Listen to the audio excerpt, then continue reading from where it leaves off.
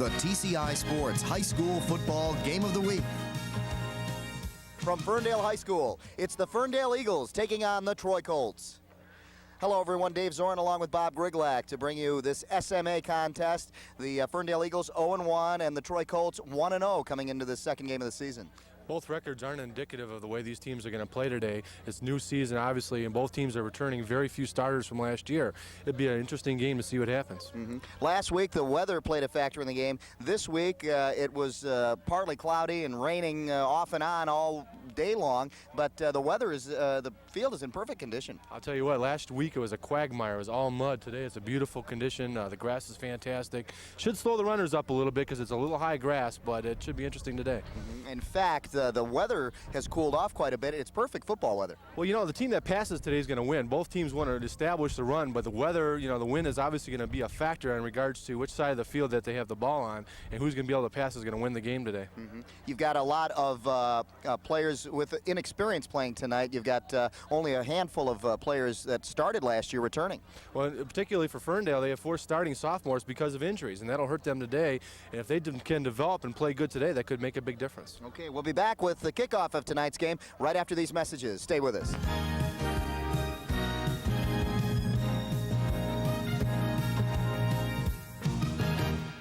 That new dummy cam is great. Yeah, it'll sure give people a whole new outlook on what it's like when you don't wear a safety belt.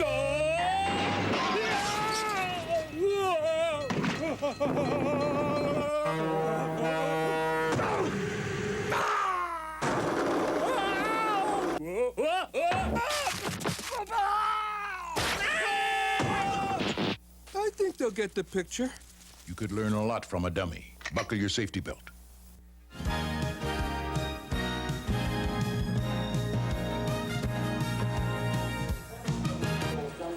Week number 2 of high school football. We're at Hanson Field here in Ferndale. Dave Zorn along with Bob Griglak to bring you the play-by-play. And the Troy Colts will kick off to the Ferndale Eagles to start this game. Last year's records for these two teams, the Troy Colts 7-0 in the conference and 10-1 overall. They lost to Catholic Central by the score of 9-6 in the quarterfinals. Ferndale 0-7 in the conference last year and an 0-9 season overall. And John Bazier, head coach, trying to bounce back after that season. You know, it's an 0-9 season, but we've done a couple games last year. There's John Bazier. And there were a couple of close games where they stayed right in it till the end, particularly one in the fourth quarter where they had a triple overtime game, which they lost in triple overtime, unfortunately. But that was an excellent game. They stayed close most of the year. A couple of extra special teams items hurt them, a couple kickoff returns and fumbles, that type of thing. But they're back this year, and they don't return very many people, but we'll see what will happen. They've got some key starting sophomores, and that'll make the difference in this game. That's right, and the Troy Colts will do the kicking off. They will be going there on the other side. We see Gary Griffith, as his coach will be doing the kicking off. And you've got a big player, Garrett Gould, coming back this year, having a tough game last week in talking to Gary Griffith, but it looks like he will bounce back now. Doing the kicking will be Paul Beams for the Troy Colts. And we are underway here at Ferndale. Back to receive, number 29. And that is McNeil, Chris McNeil, down at about the 29-yard line, and that's where the Ferndale Eagles will start. Nice return by McNeil. He almost got outside. If he did, he had one man to beat, and that was the kicker. Take a look right here. He'll take the ball upfield, and now he'll break to his right. Good move right here. Was able to shake a couple defenders who fell.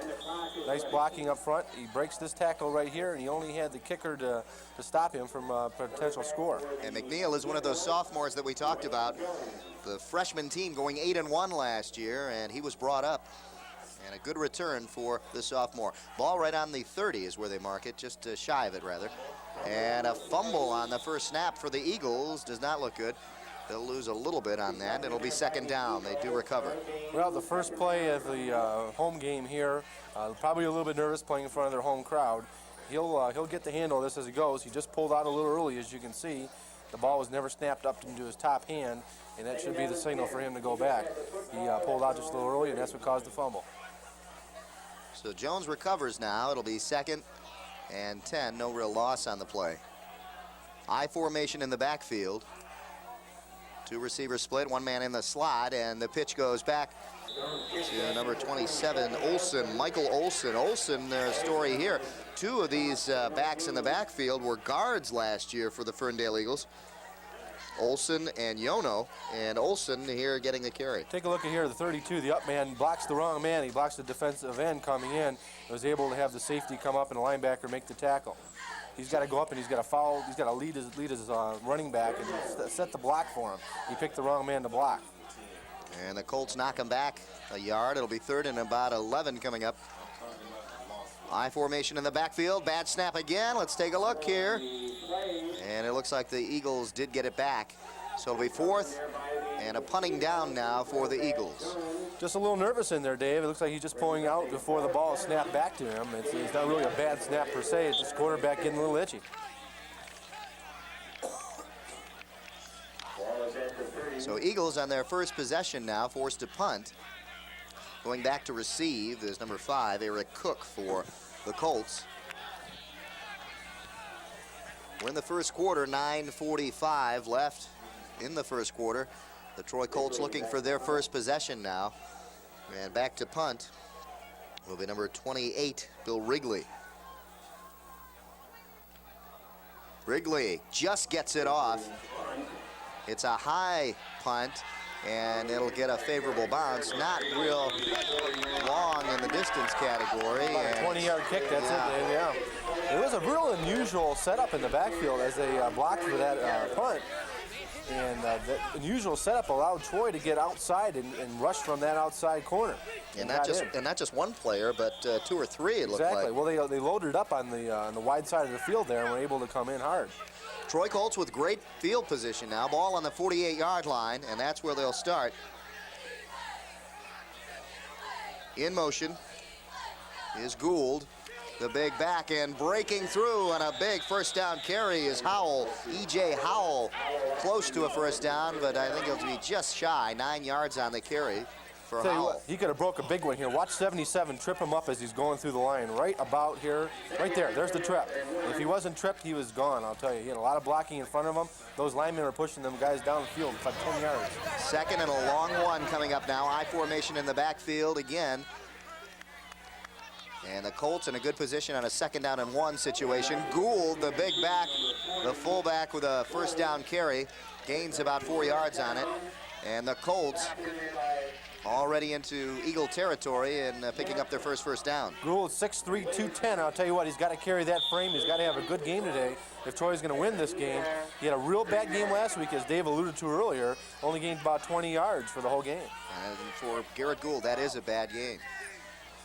2 receivers split down to the bottom of the screen. I formation for Kipke. Kipke fakes the handoff, goes with the option, takes it himself, and really he would have liked to gotten outside a little more, but good penetration there for the Eagles. That was the key to the play, Dave, as you mentioned, penetration. He had to do something and do it fast. Take a look right here. As he comes down the line, there's the fake. It wasn't a real good fake. That's what allowed Ferndale's defense to come in. Number 30 for Ferndale came in and put the pressure on him. Good job by Mike Bennett. Yeah, he did a great job there. He was able to turn the ball inside. First play that the Eagles really stopped the Colts now. It'll be 2nd down and about 8. Gould in motion again for the Colts. Kipke on the handoff to Howell, and Howell gets back to, I guess, the original line of scrimmage. So they lost a couple of yards on that one. I think he tackled himself. He ran into Brian Smith, who really didn't wrap him up, 34, the linebacker. He just kind of bounced off him and bounced back to the ground. 3rd down and 10 coming up as the Colts lose on that one. And the Eagles defense toughening up now. They don't like passing to the tight ends, as everybody is well aware of. Watching one of the wideouts. Kipke, the quarterback, on a 3rd and 10 now. Drops back. Getting pressured, and a little flare out to the halfback Howell, and it looks like Howell picks up the first down. No flags, and the Colts on a big 3rd down play come up big.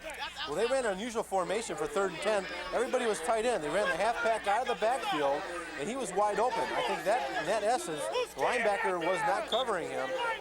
You look 42, you saw that right in your distance there, that it was the linebacker's coverage, and he wasn't able to keep up. Nice touch by Kipke. A lot of quarterbacks will kind of panic under pressure, but he got a nice soft touch on it, which allowed Howell to get out there and pick up the first down. Gould on the first down carry is knocked back as he's double teamed, and it looks like he got right back to the line of scrimmage on that one, no more. Good defense that time by Brian Smith again. Take a look at the crowd here, the second week of high school football action. A little cooler than normal for the second week of the season, but great for the players down there as this cool weather will keep them going well into the fourth quarter.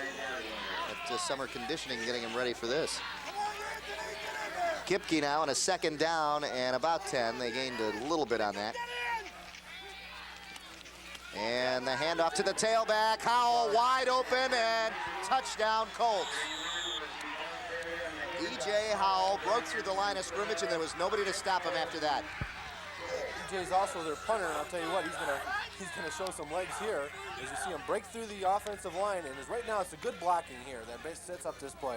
Nothing fancy, off-tackle play. Lead blocker, the fullback, Garrett Gould, has a nice block on the linebacker and springs him in the open for the touchdown. All of the Ferndale Eagles up on the line on that one. There was nobody in the defensive backfield to get him. Here's the extra point attempt, and it is blocked. Beams didn't get that one up, and a big block for the Eagles as the Colts come away with only 6 points on the play. Well, he kind of kicked that one right into the defensive player as he was coming through. It was a good block, I believe, by number Todd Mexico, number 8 for Ferndale. He got his hands up, and I think he was the one who made the block. So with 6:14 left in the first quarter, the Troy Colts are up 6-0 over the Ferndale Eagles, and John Bazier's team will get the ball back now and see if they can do anything offensively. They were 4 downs and out on the first possession. The Colts, with great field position, getting the ball at their own 48-yard line and marching it right down the field for their first possession. The key in that drive, Dave, is that 3rd down and 10 pass play to right there to E.J. Howell. Right, and that got set up the first down, put him in good field position at the 25. Which really helped that drive because they were 3rd and 10 at that time. The Troy Colts backs really contributing on that drive. Last week, very unproductive, and this week, contributing on that first drive. And it's good to see for Gary Griffith's team. Here's Beams to kick, his second kickoff of the game. And this one's taken at about the 10-yard line, again by McNeil. McNeil straight up the field, and he's down at about the 22. And that's where the Eagles will start their second possession. Didn't show any fancy footwork as he did on the last return, but he ran right into coverage, ran into his blockers, and as you can see right here, he runs right in the back of one of his blockers, and he's tackled right at that area. 23-yard line. Okay, 1st and 10 there for the Eagles. 2 men in the backfield for the quarterback Jones, Dwayne Jones. Faking, and now looking downfield, nobody open, and Gould, the linebacker, gets in for a big loss. He was looking downfield for Jarrett Stevens, who's a 6'6", 235-pound tight end. Jarrett was not open. Matter of fact, the fake right here, as you can see, he's looking for Stevens all the way, has no secondary receiver, and is taking the sack.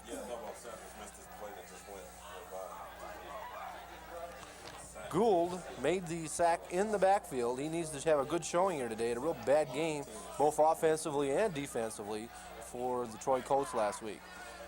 2nd down and about 20. The handoff to the first man right up the middle, and the Colts are there to stop him.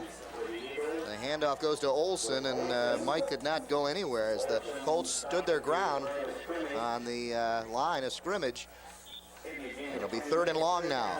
2nd and long, you need to take advantage if there's going to be a pass rush. They know you're going to pass, either call a draw or a screenplay. Try to get that pursuit to come by the defense or by the offense and able to take advantage of that and go upfield a little bit. Yeah, they didn't do that. Field up there. Right. So 3rd and about 18 now for the Eagles. 4:36 left in the first quarter. Jones handing off on a cross block right up the middle, and a couple of yards on that one. Dwayne Jones on the carry. is a senior quarterback, and he's not really playing like one. His handoffs have not been crisp. The way he's been taking the ball from center has not been crisp. Take a look right here. This is not a crisp handoff. Look at there. It's just a matter of getting a little too close to that runner, not allowing him to get any speed going toward the line. Go right up the middle. Here's the stats on the Colts drive. 8 plays, 52 yards, and 3:46 off the clock. Let's see if they can block another one here, Yeah, Dave. 4th and 16 now, and punting down again for the Eagles. Not pressured that time. They get it off. It is a short kick again, taken right at about midfield.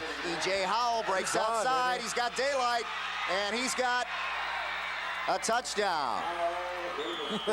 E.J. Howell. They set that one up perfectly from the time they were setting up the return all the way. They had 9 men on the line of scrimmage only. They were not putting any pressure. They were blocking them in at point of attack, not allowing them downfield.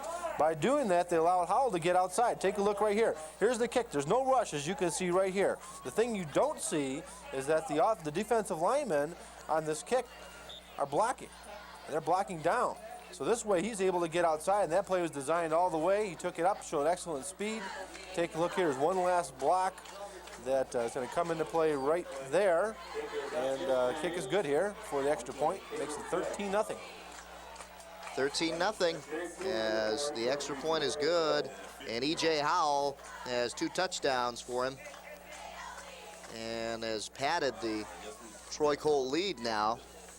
With 3:31 left in the first quarter, the Troy Colts are going to be kicking off for the 3rd time in this quarter. And Gary Griffith's got to be happy. There we see the Ferndale sideline. They're still smiling because it's only the first quarter, but this can't go on very much longer. Well, this month on Roadshow Video, Brad and Pat head up to Almont, Michigan to experience the game of paintball. Ever been to Almont? I've been there once for a softball tournament, and that's about the excitement for the whole town. Well, they have a saddlery up there, too. I think that's the big country thing. But Pat and Brad went out there, and it's paintball. And that's tonight on Roadshow Video. That'll be up next at 9 o'clock right here on Channel 63. Do they get to wear those cool uniforms and masks and stuff? Yeah, they do. Well, you bring your own uniforms, I guess, because you don't want that paint ruining it. Beams to kick. This is taken again at about the 10-yard line, consistently right around there. And breaking it outside is McNeil for some extra yardage. And he almost saw a lot of daylight there, but finally brought down by Kyle Rance of the Colts. Ball at about the 27, and that's where the Eagles will start. Let's take a look. Here's another look at the kickoff. He was almost able to break this one outside. He waited for the ball, and that was the key to the thing. As he moves up, he gets a little momentum going. And watch a blocker in front of him. This is what he didn't do last time. He didn't follow his blocker. He followed the blocker, split it outside, and almost was able to break it. Good tackle right there at the last second. And a lot of daylight if he wasn't brought down by Rance there. Good field position now for the Eagles. Just have to come up with some kind of consistent drive here, and the pitch goes back to Olsen. Olsen gaining a few yards on that. It'll be 2nd down and about 7 coming up. Dave, there's a new rule change here for the Michigan High School Athletic Association. Just want to get back. It's a mercy rule that when a team reaches a differential of 35 points or more, number one, the ball goes out of bounds. The clock will not stop. Forward pass is incomplete. It won't stop also. A score of a touchback occurs unless the spread is 35 points or more, and a fair catch is made and awarded. I think those are pretty good rules, too. The pitch back to Olsen. Olsen hit again, and after gaining a couple of yards there. And the Colts defense doing the job. Let's take a look. Right here, they're not getting much going. Of course, they're pretty predictable at this point when they're running all the time. They need to get Dwayne Jones going here. Last week he completed 8 passes, for 8 of 15 for 115 yards and 2 touchdowns. So he proves he can complete the ball. He just needs to get it going in the offensive scheme. I formation in the backfield, 3rd and 6, and they've got to come up big here. Eagles running again, and stacked up in the backfield is Olsen. And again, another punting down for the Eagles. Again, Dave, it's that predictability. They know they're going to run. They're able to bring the linebackers up to the line of scrimmage, stuff the line, and able to get the ball carried before he gets any momentum going. Dave, there's one other rule change that you might not be aware of. You weren't here last week. Is they've got a new blood rule where if a blood shows up on one of the players, he needs to come out for at least one play and then eradicate that blood from either his uniform or his skin, whichever one. So those are a couple of the rule changes this year from last year. They're back to receive is Howell, and on the other side is number 5, Eric Cook. So Cook and Howell to receive the punt here. And again, it's almost blocked, as Wrigley almost gets his punt blocked. This is a good one, though. They get him back at about the 41-yard line. Rather, he took it about the 39 and brought it up to about the 45. Number 9, Terrence Packer made a nice play here in the backfield. This ball, look all the time he takes. He actually takes too much time, and that ball should never be popped in the air the way it does for him. He does get it to turn over and gets a decent punt off. Watch number 9 right here come in and trip him up right there, and then 81 finishes the tackle. Ball just over the 45-yard line of the Colts. And this is the furthest that the Eagles have been able to get the Colts back. Kipke rolling out and getting pressured right away, and it's amazing he even got that pass off. He was pressured immediately. Good pressure in there that time by the Eagles. He actually jumped up in the air while he was in the grasp. That's very difficult to do. That shows a lot of strength to do that. In the pros, you're allowed to do that now, throw the ball down without any penalty. In high school, if there's a receiver in the area, obviously they're not going to call any intentional grounding. Like a Fran Tarkenton play or Joe Montana. Well, Fran wouldn't have been caught. Leaping up in the air and doing that. 2nd and 10 now, 43 seconds on the clock left here in the first quarter, and a flag down. Someone's in the neutral zone there. Let's see what happens here. What do you got? Defense. Somebody lined up in the wrong spot. And it was the defense. Let's hear it. Okay. Well,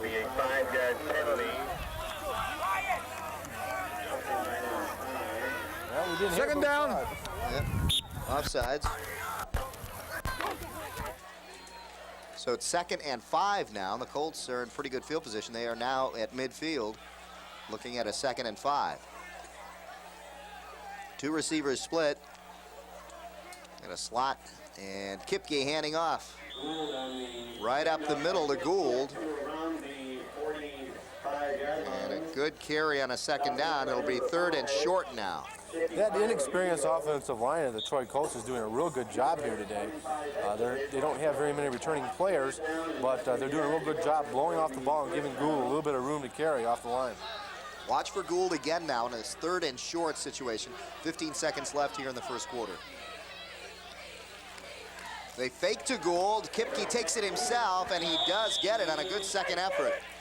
3 Ferndale Eagles wrapped him up, but Kipke, on a good 2nd effort, picks up the 1st down. Watch the ball here, Dave. He lets that ball fly out, and somebody comes in and watch it right here. Look at that ball way up in the air like that. It's a good way to fumble the ball. Got to pull up to your belly there.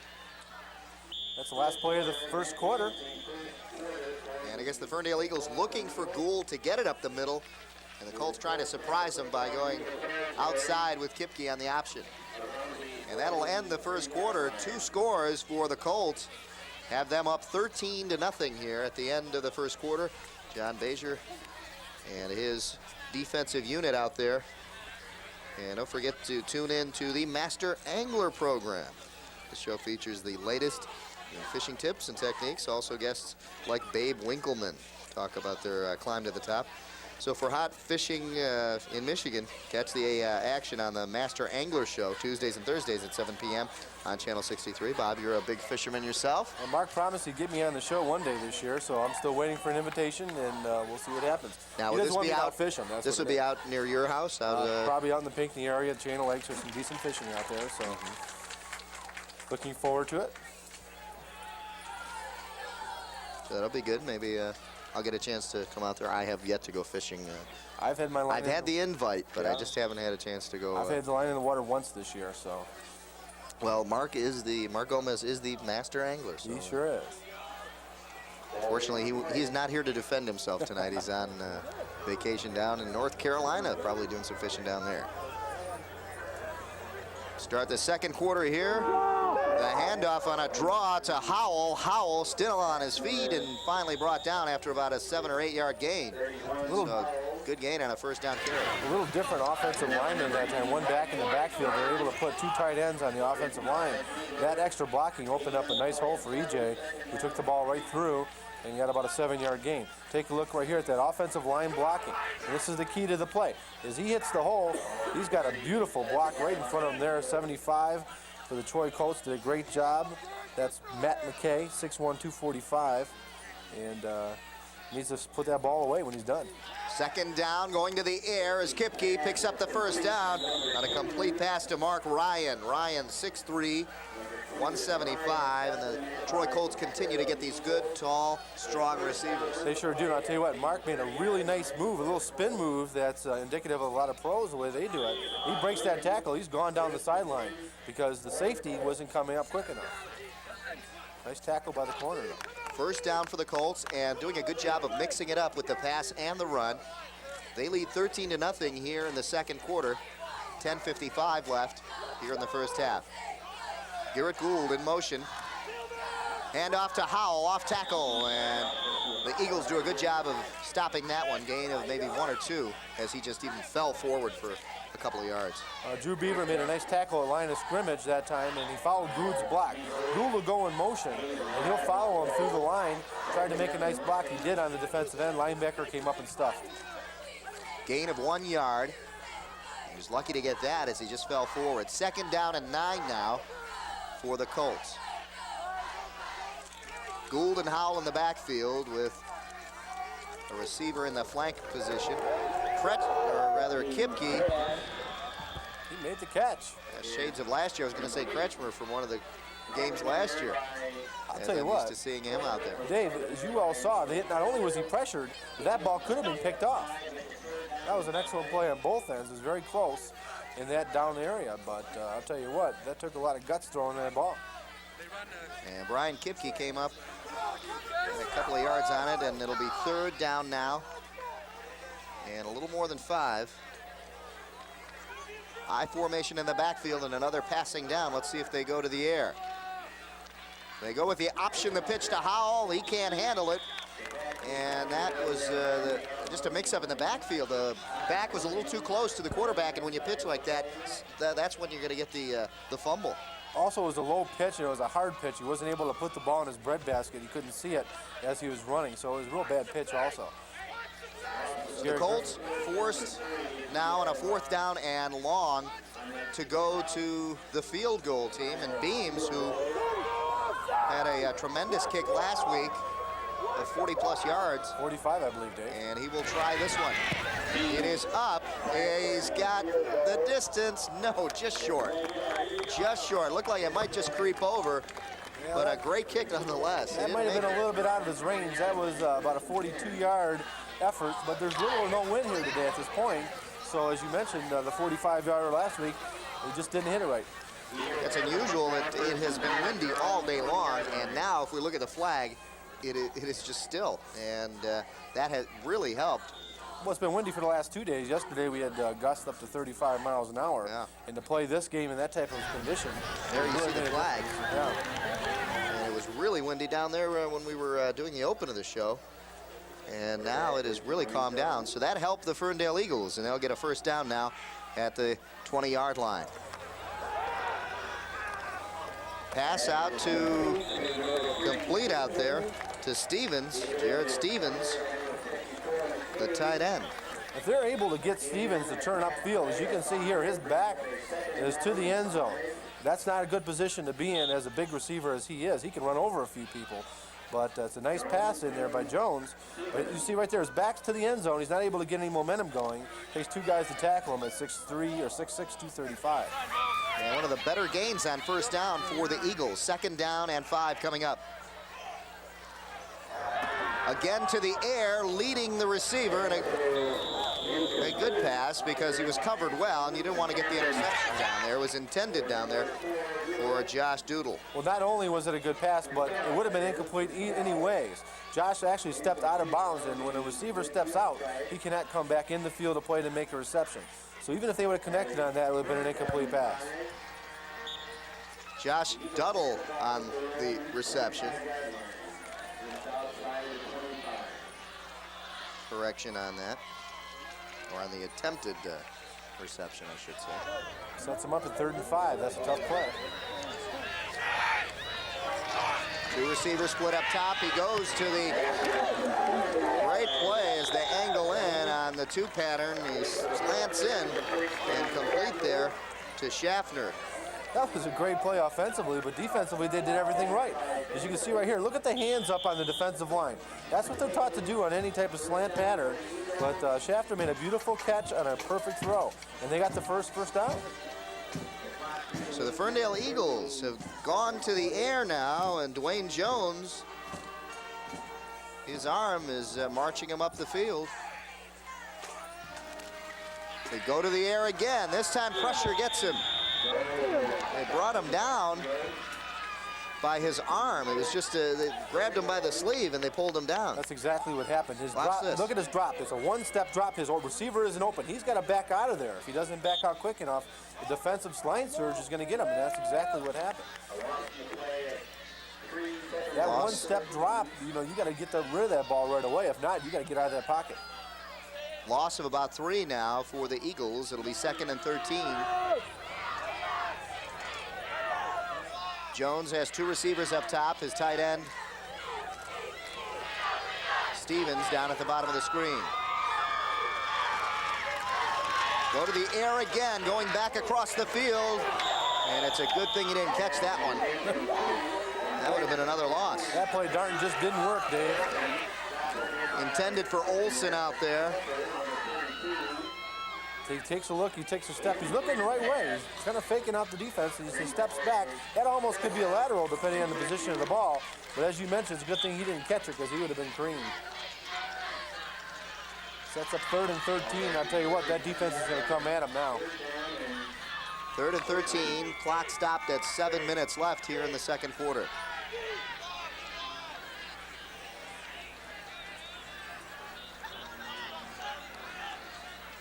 Jones calling the signals. Back to pass. Needs some help, and he's got to unload, and does downfield, and it's complete. 1st down, Eagles.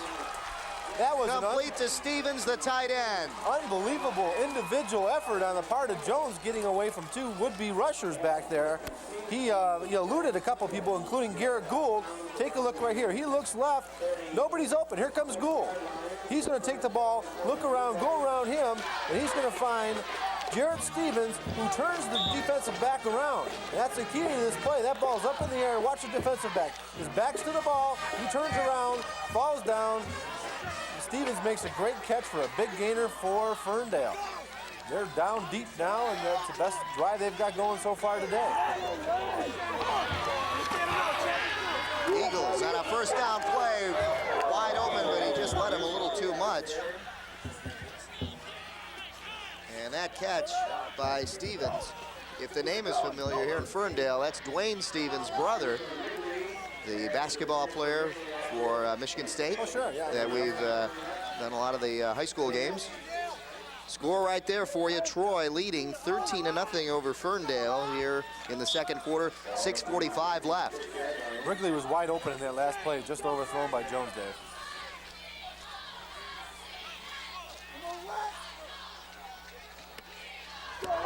Let's see if they go right back to the same play. And a timeout call down on the field by the quarterback Jones. Dwayne Jones calling timeout.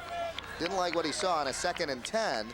And on this drive, with 6:45 left, you might as well use a timeout just to make sure you're doing the right thing, because you don't want a 3rd and long here, and especially on the verge of scoring. Don't forget to tune into Transition. It's a program designed to give perspective pertaining to African-American issues. Host Jeffrey Miller has conducted interviews with Louis Farrakhan, John Conyers, and Coleman Young. Watch transitions Saturday night at 10 right here on Channel 63. This is probably the biggest drive of the day for Ferndale. They need to put some points on the board and take the momentum away from the Troy Colts. And particularly because if they go up 20-0, it's going to be very difficult to get back. 13-6, 13-7 at half. It's a good time to regroup and get back in this ballgame. So a very good timeout call by Dwayne Jones. Gives him a chance there. We see the Ferndale band trying to get everybody fired up. This is a big second down play here and a big drive, really, for the Eagles. Here in the second quarter. 6:45 left in the second quarter. Jones calls the signals. His tight end, Stevens, is up on the line of scrimmage. The handoff goes, and he bumps outside. A great run for the Eagles. And what a run by Mike Olson to pick up the first down and more. Boy, I tell you, Michael Olson broke about 5 tackles on that run. All individual effort, was able to get down for the first down. That was a real big play. Excellent way to call a timeout and take advantage of it. Yep. So the timeout pays off as the Eagles pick something up on the Colts defense, and they bounce outside for a big gain of about 20 yards. Olson, the former guard, did a fine job running that time.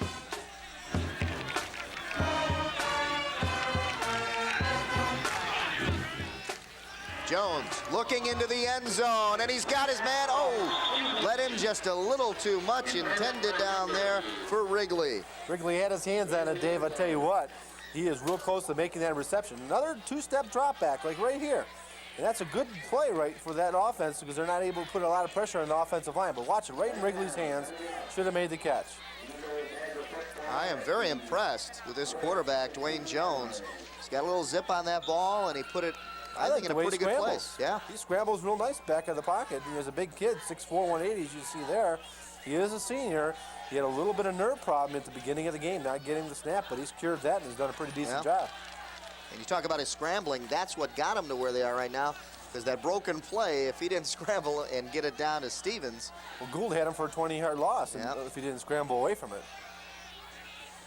2 receivers down to the right of the screen. And Jones looking that way. He's got a man, and he's got him. Touchdown. Complete to the tight end, Jarrett Stevens. Great play, great call. Good pass by Jones. Hit him right in the hands. I tell you what, Stevens had to catch that. If he didn't, they're in big trouble. Watch the block here by the running back. Linebackers coming in. 27 makes a great block and gives them just enough time to get the ball off. Perfect spiral right in Jarrett's hands, and that is a touchdown. Jarrett Stevens, 2 big receptions on this drive. Oh, a little hammering up there. Little Heisman Trophy stance. Stevens, 11 yards for the touchdown. Now, they failed on both extra point conversions last week as they lost 14-12. So this is a big play for them right here. They need to prove, and they worked on this quite a bit during the last 3 or 4 days of practice. So this is a big play for Ferndale right here to get that extra point up. It is up, and I don't think it's going to make it. No. As the extra point by Ashmore, Ben Ashmore, is no good. But the big thing is getting on the board, and it's 13-6 now. And the Eagles have to be feeling pretty good right now to get 6 points on the board, especially to these Troy Colts, who are always playoff bound at the end of the season. And it might be good that they're facing them this early in the season, too, while the Colts are still trying to get their momentum. And the Eagles know that, so they are coming up and doing a terrific job, especially their quarterback. Well, going back to last year, they've lost 10 in a row. And I'll tell you what, they're hungry for a victory. You can see right there, Coach John Bazier, he's kind of happy. He's telling the guys, look, don't get overstimulated here. Let's go out and play our game. Let's stick to our game plan. Let's get out on defense. Let's take the ball away from them. Let's get back here. Let's try to go in at halftime tied up. And a play like that, and the plays that we saw, there were some spectacular plays on that drive, have got to fire up this defense. 12 plays in the drive, a total of 81 yards, and the time off the clock, 2:23. So if they can score from 81 yards with 2:23, you know. Well, a lot of it had to do with some passing. They had one big pass to Jarrett, which was Here's a good kick. inside the 10, taken by Cook. Cook with some blocking will break it up the middle, and had he not run into his man, Edom going for another 20. There was a hole the size of a freight train in there if he was able to hit it quick enough. Wasn't able to get the ball quick enough into that hole, but if he did, he was gone. It was a touchdown. Take a look right here. As he gets the ball up, that one stutter step, he's running under control. He needs to get a little more speed. That's why guys like Mel Gray are so good, that they're able to run at top speed and make these cuts. But if he was able to get around that one last tackle, he had a touchdown. Here's Kipke sending a man in motion. And a handoff to Howell, breaks it open for a first down and more. Let's see if anybody can catch him. Oh, he's gone. E.J. Howell, look at the speed. No flag down, and a touchdown for the Colts. They come back that quickly. What a deflator for this Ferndale team. They went all the way down the field, scored a touchdown on the first play from scrimmage. E.J. Howell scores his third touchdown. Oh my God, what a run. He took it from the 36-yard line, their own 36. Let's take a look, Bob. That's an off-tackle play is all it was. He cut the ball back across the field, broke a couple tackles, and right there, you can see the cornerback getting turned inside. He was able to get outside, and when he did, it was all his speed that made that touchdown good. 64 yards on the run by Howell for the touchdown. Beams gets it up. The timing wasn't perfect down there, but he managed to get it up and through. And now the Colts up 20-6. Well, I'll tell you what, that last drive again by Ferndale just kept them in this game. As you can see, it was 20-0. It'd be very difficult to get back from. They're still in this ball game, folks, so there's nothing wrong with what they're going on now. There's still 5 minutes left, 5 minutes, 22 seconds. They're only down by 2 touchdowns. 1 touchdown here, they go to halftime, and they can regroup. That's been the E.J. Howell show here tonight. 3 touchdowns for Howell. 1 on a 27-yard touchdown run. The next on a 49-yard punt return. And now on a 64-yard touchdown run on a first down and 10 situation from their own 36-yard line.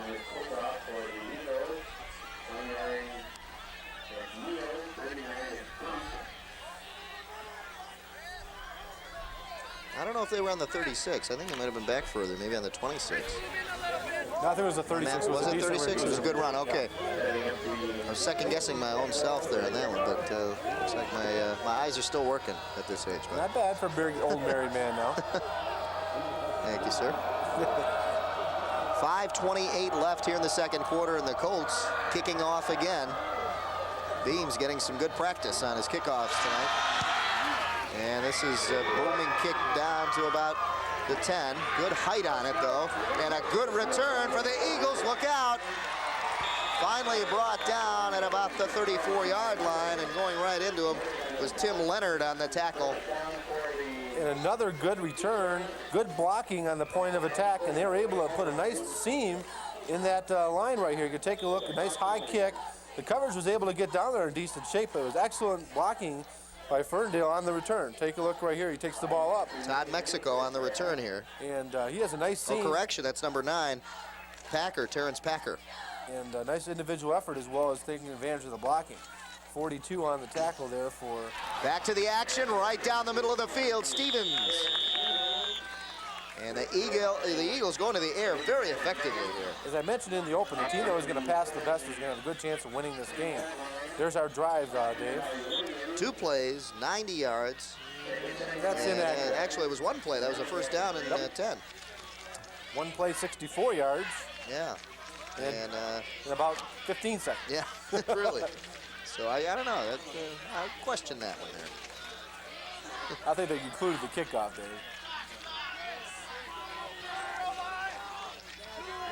Here are the Eagles now, 2nd down and 1. And they go to the air again. This one is blocked, and getting in there is number 6, Kyle Rance. Rance blocking that, getting right in the face of the quarterback, Jones.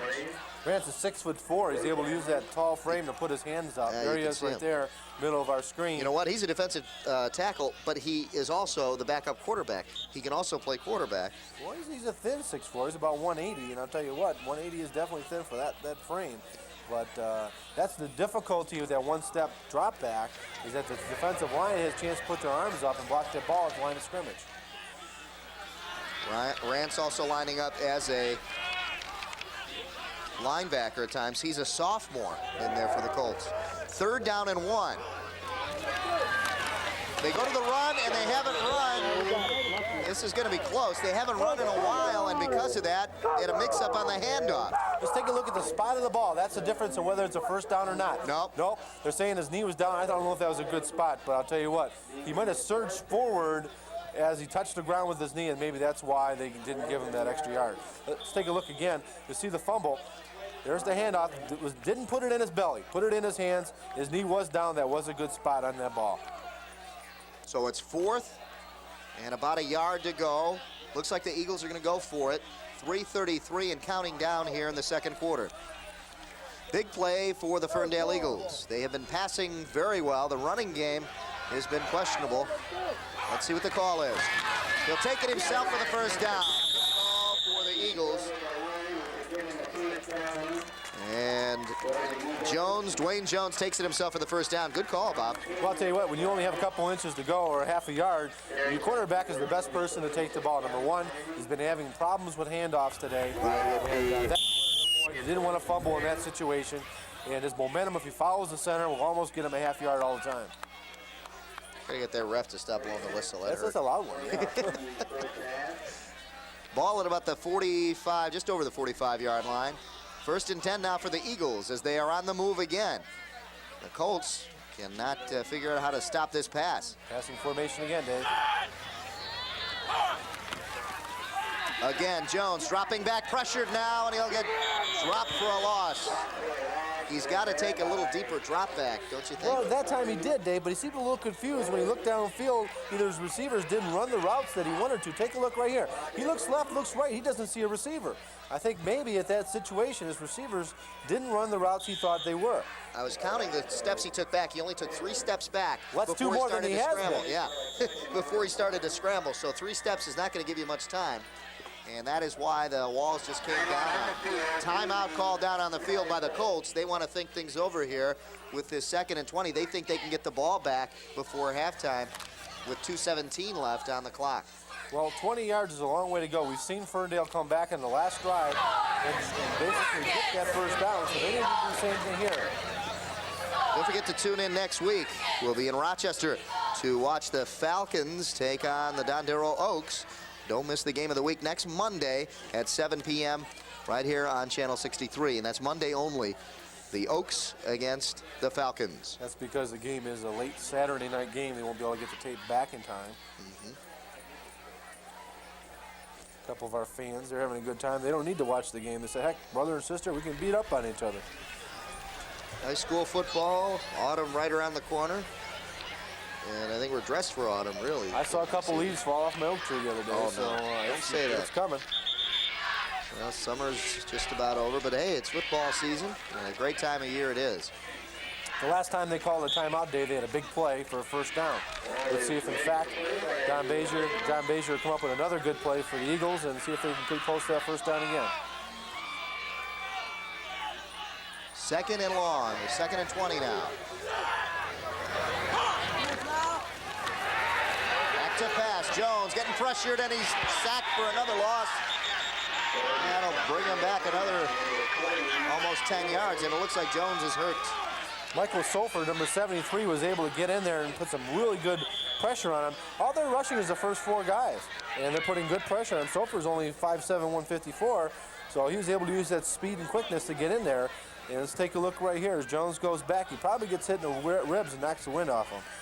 There's 73 right there. As he falls down, yep, the ball probably fell. He fell on the ball, knocked the wind out of him. Yeah, let's hope it's that.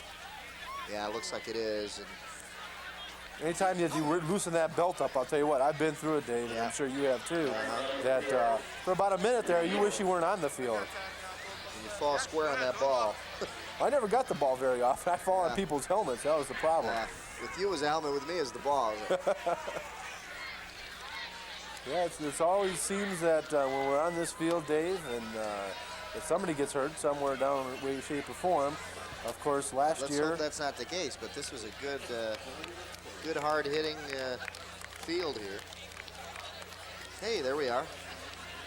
We're here. Looking down right at Dennis Westerlund down on the field, and we're here in the cozy press box, as you can see us. The fans out there a little bit chilly. We're nice and toasty up here.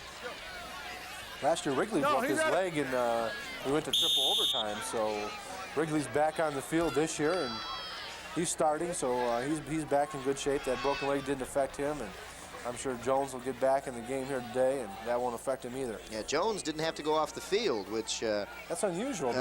Because most of the time, if someone is down on the field injured, they would have to go off for one play.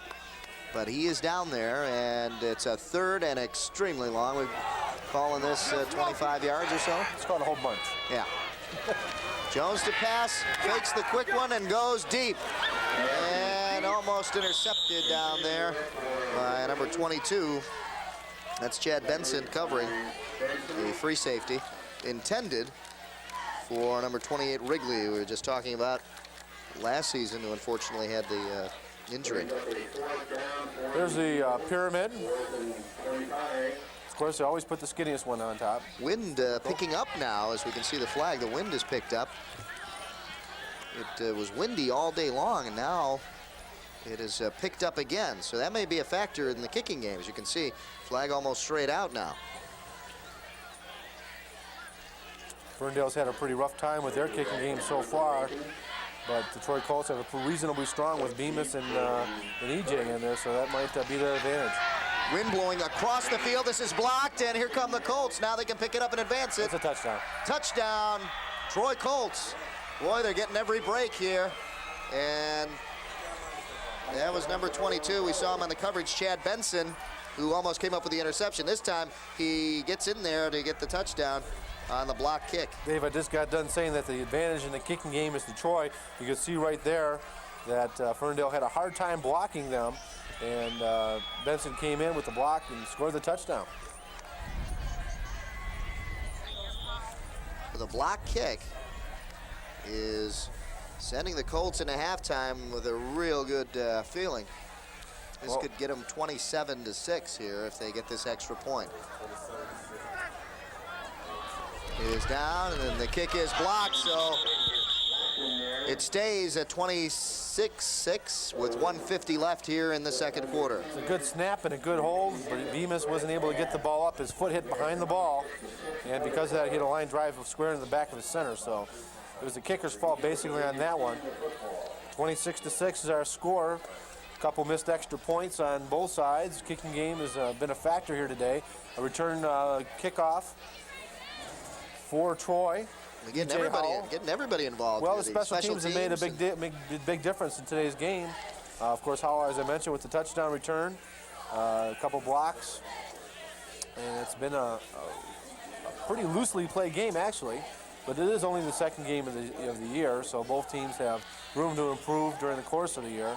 There's 1 minute and 50 seconds left here in the second quarter, so still plenty of time for Ferndale to potentially come down and score. Their one scoring drive was in 2 minutes, so there's our drive. 1 minute, one play, 30 yards, 4 seconds. Well, really it wasn't a drive, it was a return of a kick, so we'll call it a drive for the sake of argument. Yeah. Troy Colts are happy. As long as they get the 6 points on the board. Beams to kick off again. I think he's going to set a record for most kickoffs in a game. I should say Beams kicking deep and bobbled and taken now straight up the field. McNeil with a good run. He just doesn't stop. Keeps those legs pumping. And a good return for McNeil over the 20-yard line out to about the 23. Let's see where they mark it. Well, one of the differences in that return, as you can see right here, when he drops the ball, watch him run at full speed to catch up to his line. Right here, that's the first time he's done that today. He's running at full speed to catch up to his blockers. And by doing that, he's able to put a few moves on and get a couple extra yards. But that's what he needs to do all the time, not just when he drops the ball. If he was able to do that the 2 times before, he had a touchdown. Here we go, ball on the 23-yard line. 1st and 10 now for the Eagles. I formation in the backfield. Stevens, the tight end, is up. And the pitch goes back to Olsen. Olsen back to Jones. Jones going deep. What an arm on this guy. And pass interference definitely there. as the Colt defender, Jared Topher, had nothing else to do but interfere on that one. Let's take a look. What an arm on Jones. He throws this ball 45 yards in the air on a spiral. Now take a look right here. Jones is able to get the ball set up nicely and get the ball downfield. Now here's the key. Watch the defensive interference. He's got position on him, but he jumps into him. Take a look right here. He pushes him with his hand as he jumps into him. He says, oh, I didn't touch him. So Wrigley saying, hey, I could have caught that thing, and he sure could have. He had position on him. If he wasn't able to use that backhand to push him away, it would not have been interference.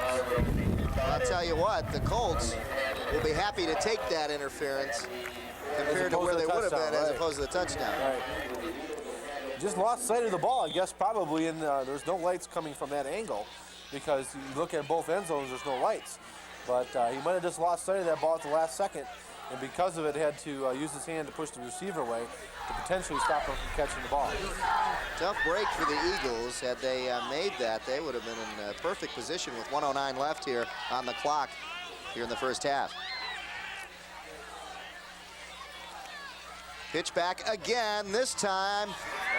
Olsen throws downfield and way over the head of Stevens. It looks like it was intended for Stevens. It was. He just turned the wrong way. He turned in, and the pattern was going out. Whether or not that was called that way or not, we don't know. Olsen, again, is not a quarterback, and he might not have read that. But it was a good play call. John Bazier showed us a few things that we haven't seen in quite a few years. He's had strong running teams in the past, but I don't think he's passed this much in 3 years or 4 years we've been doing these games. I've never seen him. I would agree with you on that. 1:04 left on the clock, 26-6 the score. The Eagles, though, are providing some excitement for us here. Before the halftime band comes out there, pass on the slant in, complete, and a first down for the Eagles. Pass complete to Schaffner. Schaffner, the second time that he's been successful on this slant in. Nice pass, very crisp. Hits him right in the hands on the cut. Tell you what, you got to catch that one. Just a little high, but he was able to haul it in for the first down. Well, no, they're going to call him just short, I think. No, they're giving him the first. Okay, because I saw the mark in the back there. They had third down. I thought he had fallen over. They're going to roll. All right, let's have a change. We're going to give him a mark, man. We're going to give him a mark. Well, it looks like the Colts wanted the measure. The headlines were wanting to get a mark there from where he was there.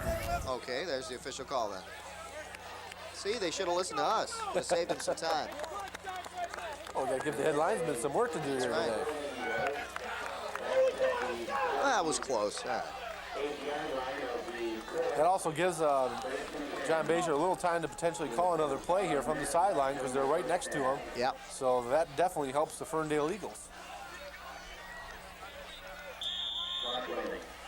Here we go, Dwayne Jones calling the signals. 54 and counting down here in the first half. Watch for Jones. Drops back, he's going deep. Going deep. And no flag down, and then the clock stops with 45 seconds. Oh my, I'll tell you what, Stevens was held at the line of scrimmage. And if the umpire would have saw that one, here's Jones going back. You're not going to be able to see Stevens right here. He's being held at the line of scrimmage. He's got a guy all over him. Jones throws the ball deep downfield, shows that strong arm again. But that was a good play to overthrow him because this way nobody was able to catch it. You can see the defender, Jared Topher, just slowing down and directly in the path of the intended receiver. And that way, he would not get any kind of interference call as the ball was overthrown. 45 seconds left here in the first half. Jones back to pass again, has time now. They're closing in on him down the middle of the field and almost intercepted there by number 22, Chad Benson. Clock stops at 38 seconds left. One of the difficulties in running a play like that is you're not looking at a secondary receiver. He wasn't open. He woke open at the last second and he was overthrown. But if you looked at Stevens in the slot down here, he was standing there. There's nobody within 5 yards of him. He never moved.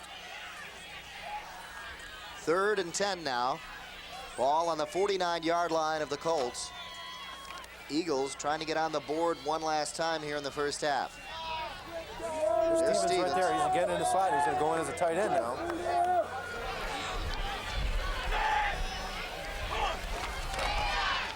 Fakes the handoff, and he's getting pressured. He's got to scramble to get out of this. Goes downfield, and Is it an interception? Did he stay in bounds? Yes, it is. Intercepted by the Colts. So the Eagles will not get a fourth down try here with 29 seconds left here in the first half. Stevens came down from the right side of the screen all the way across. He was the intended receiver. Very difficult pass to throw against the body, rolling left, throwing right. Tough play, but 29 seconds left. Doesn't give the Troy Colts much time to put anything together here. That was a tough play. You had a lot of pressure on him. There's your score, 26-6. So you got to be impressed with the way the Eagles have been playing. Very unpredictable on the offense, and have come up with some big surprises for the Colts. Here's Gould with a big run, and the clock will keep going with 20 seconds left. He brings it out to about midfield. Well, the clock will actually stop now until they move the down markers on a first down. In high school as well as college, they will stop the clock until the markers are set down. So that gives them a little extra time. There's the clock running again as they set the markers, 17, 16, and counting. They'll probably have time for one more play, and that'll be it here, unless it's a pass. Garrett Gould on a big run there, and they're going to get off one more play. Maybe not. They might just let it run out. Let it run out? Yep. Looks like they are. That shows some empathy there, or sympathy on the part of Gary Griffith. And he also doesn't want to come up with any kind of fumble to give the ball back to Got a good point Ferndale, there, yeah. because they can score just as quick. So it's halftime now here at Hanson Field in Ferndale. And the Ferndale Eagles go off. They have some bright spots, though. Even though you see the score 26-6, they can still light it up pretty quick, and they've got a whole half of football coming up. So they've done a pretty good job, I think, in keeping the Troy Colts guessing here in the first They're showing half. a pretty good potent passing attack with Jones having a good arm in there, but also some trick plays that we haven't seen from John Bezier in a number of years. Troy Colts scoring quickly and taking every opportunity they've had here in the first half. Howell on a 27-yard TD run made it 6-0. Howell again on a 49-yard punt return made it 13-0. Stevens then took a pass from Jones for 11 yards for a touchdown, and it was 13-6, 20-6, and then 26-6 is where we stand now. We'll be back with the second half and halftime stats for you right after this. So what's your favorite play? The 64 right Z post. You gotta send them deep. You gotta throw it long. The quarterback sneak. Tight end's gonna come down the middle, clear out the weak safety. We got the Z on a deep post. The old bootleg. The drop play. Did anybody mention the old flea flicker? But the best play of the NFL Quarterback Club? Helping kids in hospitals through the Children's Miracle Network. Just something simple.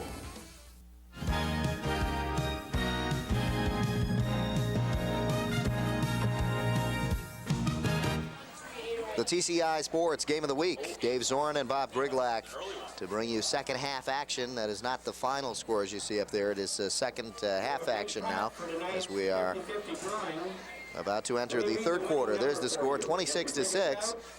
And a very high-powered, dominated, I should say, Troy Colt team. Here we see the stats. 152 yards rushing for Troy.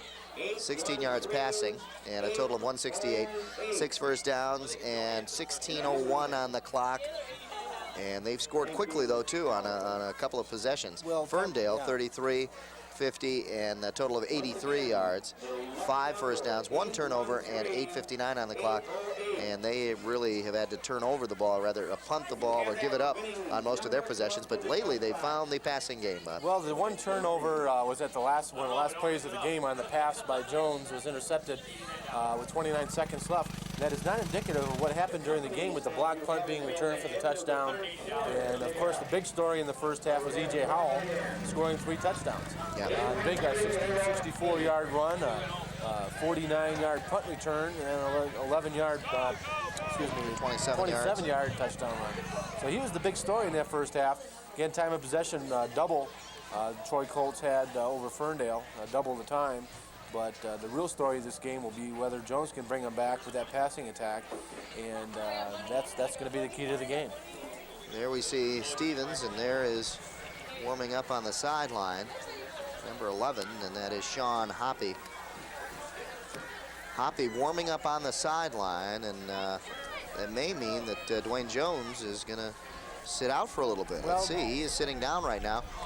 He took a few pops in the first half, a couple times to the ribs. It looks like he was limping. He might have got hit in the ankle. Look at it putting ice in the back of his head right now. So that tells you he took a few hard hits in that first half, and he might be feeling the effects after a little bit of a layover. So he might be feeling a little woozy, and we might be seeing a new quarterback come in. And what a combination it was. Jones to Stevens, and that really helped out the Eagles in that first half. They got them on the board with their 6 points, and it looked like they were going to come back and score again, but the Colts defense stopped them. And the interception towards the end of the first half put an end to those hopes for the Eagles. Eagles will kick off now to the Colts to start the second half. And the defense of the Eagles will make the difference here in this game. If they can stop them on this first drive, they might have an opportunity to get back in this ball game. If Troy comes down and scores, this game's over, Dave.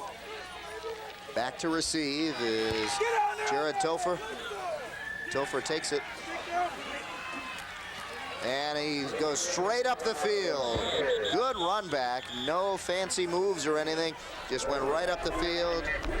And Jared Topher brings it out to about the 41-yard line. Dave, that's exactly what I was alluding to with Terrence Packer for Ferndale, what he should be doing. He takes the ball up and just his pure speed gets him through, basically through his blockers. He runs right up the field, doesn't look for anything in particular, makes one small cut there, follows his blockers, and gets the ball to the 40-yard line. That's excellent field position for Troy. And finally got tripped up. Ball at the 41-yard line. 1st and 10 now for the Colts. I formation in the backfield for Kipke. Hands off to Gould, the first man through, and he's hit hard by the Ferndale Eagles. Stopped for maybe a yard or two gain here. Gould had a real nice run just before the end of the half. He gained about 15 yards. He's been hampered pretty much the first 2 games by real slow play. He's not been hitting the line hard. Of course, 20 yards in the first game, he's already exceeded that. He's pushing a 30 to 40 so far here. But the big story again has been E.J. Howell. He's been carrying this team. 2nd and 7, as you see there, but it's about 8. It's a long 7. Swimming in the back. The pitch goes to Howell. Howell cutting behind the block of Gould outside and picks up a first down.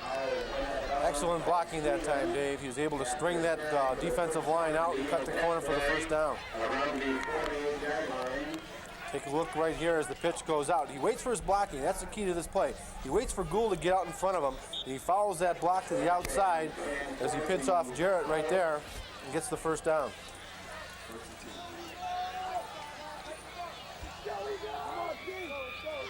We're in the 3rd quarter here at Hanson Field in Ferndale. The handoff goes to Gould. Gould will pick up the first down and more. Finally brought down at the 34-yard line. So the Colts picking up where they left off in the first half with a very good, consistent drive here to start off the second half. Shows good power here, Garrett Gould. He should have stiffed arm Mexico right here because he would have had a chance to put him on the ground. He's 6'3", 210. A stiff arm right about here would allow him to potentially get away from that defensive back. Yeah, he didn't put his arm out at all. He just went right into him. But picks up a first down and more. 1st and 10, ball on the 34-yard line of the Eagles. Kipke, the quarterback, handing off to Howell. Howell off tackle and just surges forward close to the 31-yard line. Gain of about 3 yards.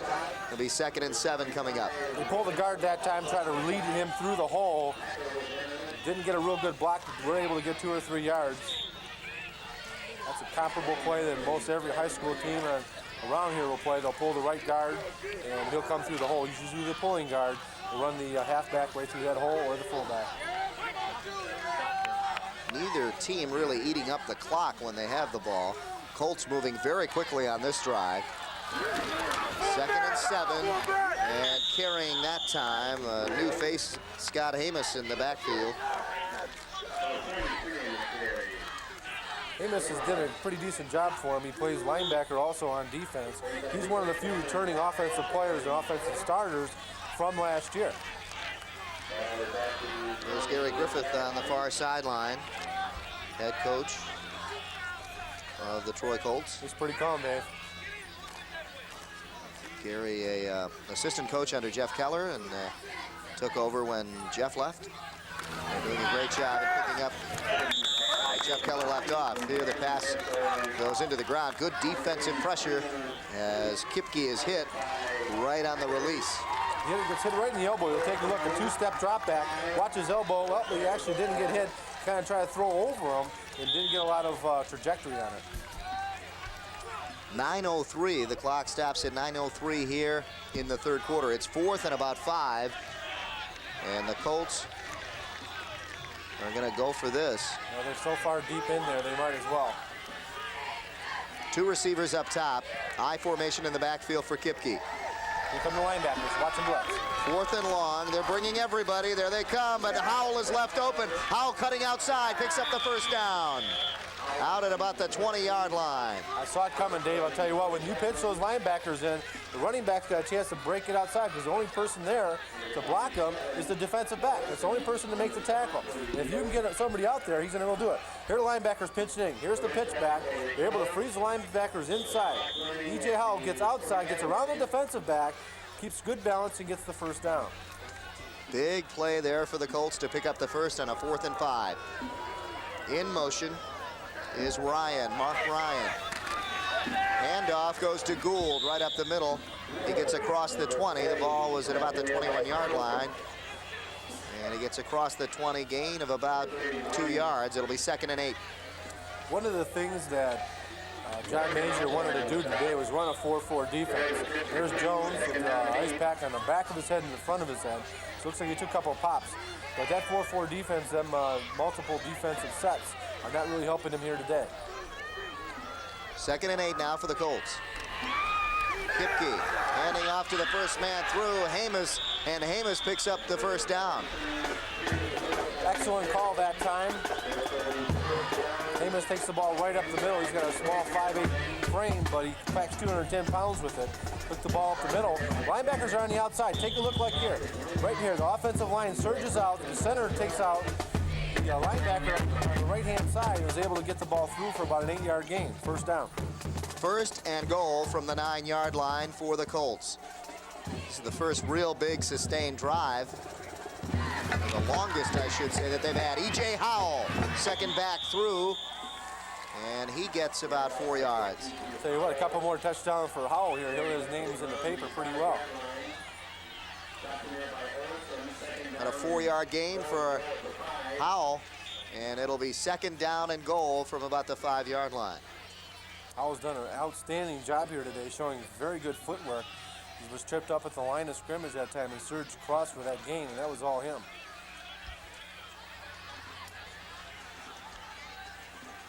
Full house in the backfield. Hamas, Gould, the upbacks, and Howell, the tailback. Power I, and going right behind the fullbacks, we see Howell. It's the first time we've seen that full house in the backfield, Dave. Excellent blocking scheme, following the fullbacks, able to get down to about the 1-yard line. Just short of that goal line. Let's see where they put it. Maybe about they're about, yeah, they're about 2 yards out. Yep. 3rd and goal from the 2-yard line. Power I. And it's a power I left now. Watching the left side. They go that way. Howell trying to muscle in. He doesn't get in. So it's a 4th down now as the Eagles toughen up. 4th and about 1. And let's see what the Colts come up with now. They're going to go for it, Dave, on 4th and 1. Yeah, they have to go for it. Well, field goal doesn't really help them, although it does force Ferndale to have 3 scores and a couple extra point conversions to tie the game. But I don't think they're worried about that. I think they just want to put it away now and take control of the game. Watch for a fake, watch the option play right here. Quarterback keeper. Kipke, first man through, and it's a touchdown. And the only back in the backfield, that was, looked like it was Hamas. It's nice that he spreads the wealth out to somebody else. Hamas with the touchdown. Again, he's a 2-way player, so that's good for him. Troy's got to be happy, able to take the ball right off the opening kickoff here in the second half, drive the ball right down the field, 60 yards for the touchdown. Was that Hamas in the backfield or Howell? I really, it happened so quick, didn't get a chance to see the score. Okay, correction, it was Howell on another touchdown run. So Howell, the extra point this time is up, and it is good.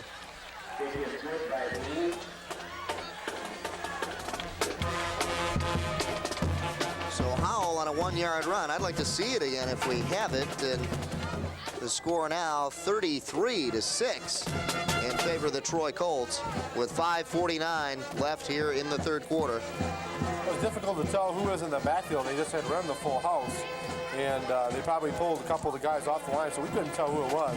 Maybe we'll get another replay on it and check it out. Oh, there's no replay on that. We're sorry about that, but it was Howell with the touchdown, 1-yard run. We're outnumbered up here in the press box. A few people saw Howell carry it, so it happened so quick in there.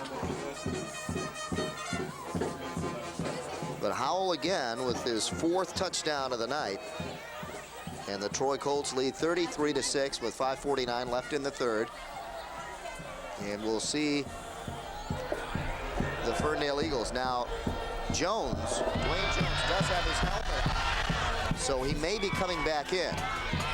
Ball taken by the up back, and the Eagles will get pretty good field position here. So the ball was taken by the up back, number 34 that time, Brian Smith. Jones is still on the sideline, so he won't be returning. He did a nice job right here, keeping the ball in front of him, pick it up with one hand, which shows a lot of dexterity. Was able to take the ball right up and get a good field position for Ferndale to start off. They need a good drive here. Whether they win this game or not, they need to put some points on the board, sustain a good drive, get prepared for their conference. Ball at the 30. The pitch goes back to Olsen. Olsen has some room to run and breaks it open outside. Gain of about 6 yards. Excellent block that time by Max Leonard. This is something that's not going to show up in the box score. Watch number 32 make an excellent block right here to spring him for those extra yards. Right there, bottom half of your picture, he's able to get a nice gain of about 6 yards. On the drive for the Colts, 13 plays, 77 yards, and a total of 6 minutes and 11 seconds off the clock. That has been the longest drive of the game so far. And a good portion of the clock eaten up. The Eagles running the ball now and not doing a bad job either. It'll be 3rd and short now coming up as the new quarterback is in there. That is Sean Hoppy, who was warming up on the sideline before the Eagles took the field here in the second half. Well, Hoppy's a big kid, as you can see, 6'3", 170, comparable size to Jones. Let's see, you can show he's only a junior. They say senior there. I see junior over here, but he could be a senior. Yes, he is a senior, I'm sorry. So he probably has some game experience. Something we haven't seen too much of tonight, and that is penalty flags, and we got one here. Dead ball foul. We have a dead ball foul, right? Penalty, I'm sorry. Offensive line all started. Here we go. Dead ball foul is the call, and this will hurt the Eagles now. Instead of 3rd and 1, it'll knock them back to 3rd and 6. Yeah, we haven't had very many penalties here today. We had the pass interference call, the defensive lining up in the neutral zone, and that's only a 3rd penalty. Yeah, that's only the 3rd one of the night. 3rd and 6 now. Eagles find themselves in a passing down now. Hoppy back to pass. Goes right down in the middle of the field and through the hands of number 52, Blake Williams of the Troy Colts. In fact, it could have been any number of Colts. There were a few of them that could have had an interception on that one.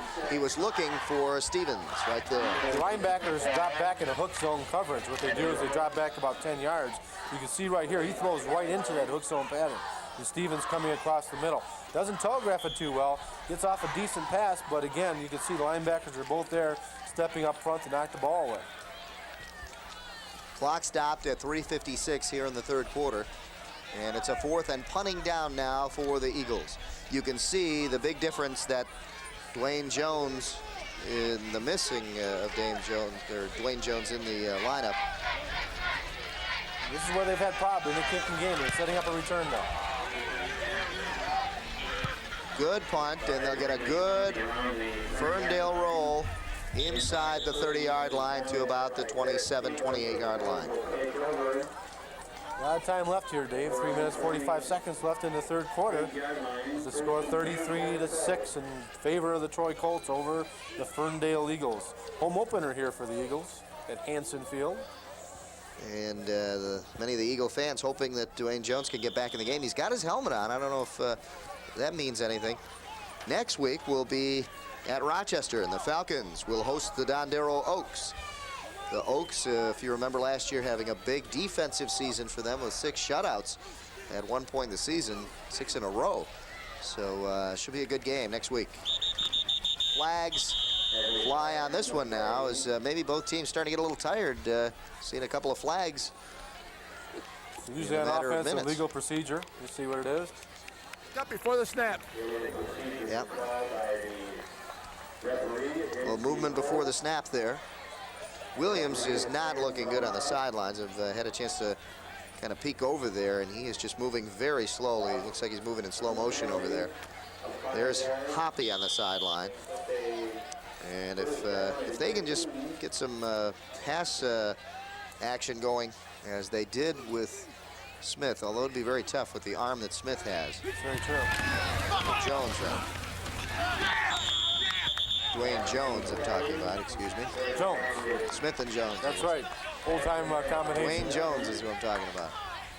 In the meantime, Kipke had problems with the snap that time, was able to get the ball, but by the time he set himself, the defense was in on him and took a 3-yard loss, 4-yard loss. It'll be 2nd and 17. Oh. A 2-yard loss with they the had penalty. a 5-yard penalty. With the right. penalty, so 2-yard loss knocks him back even further. I formation in the backfield, 2 receivers split and a pro set. This goes back to Howell. Howell gets back to the original line of scrimmage and more, so it'll be 3rd and about 8 or 9 coming up now. Defense closed real fast, showed good penetration. We're able to get the ball outside. He had a lot of room here at the beginning when he got the ball. Shows good speed, was able to get around them, but the defense pursued real well, as you can see right here. 39 catches up to him for Ferndale. That's Fidel Crump. He's a nice tackle. Yeah, they gave him a generous mark, so it'll be 3rd and about 7. He gained about a pretty good chunk of that yardage back, and pretty good position now for the Colts on a 3rd and 7 rather than 17.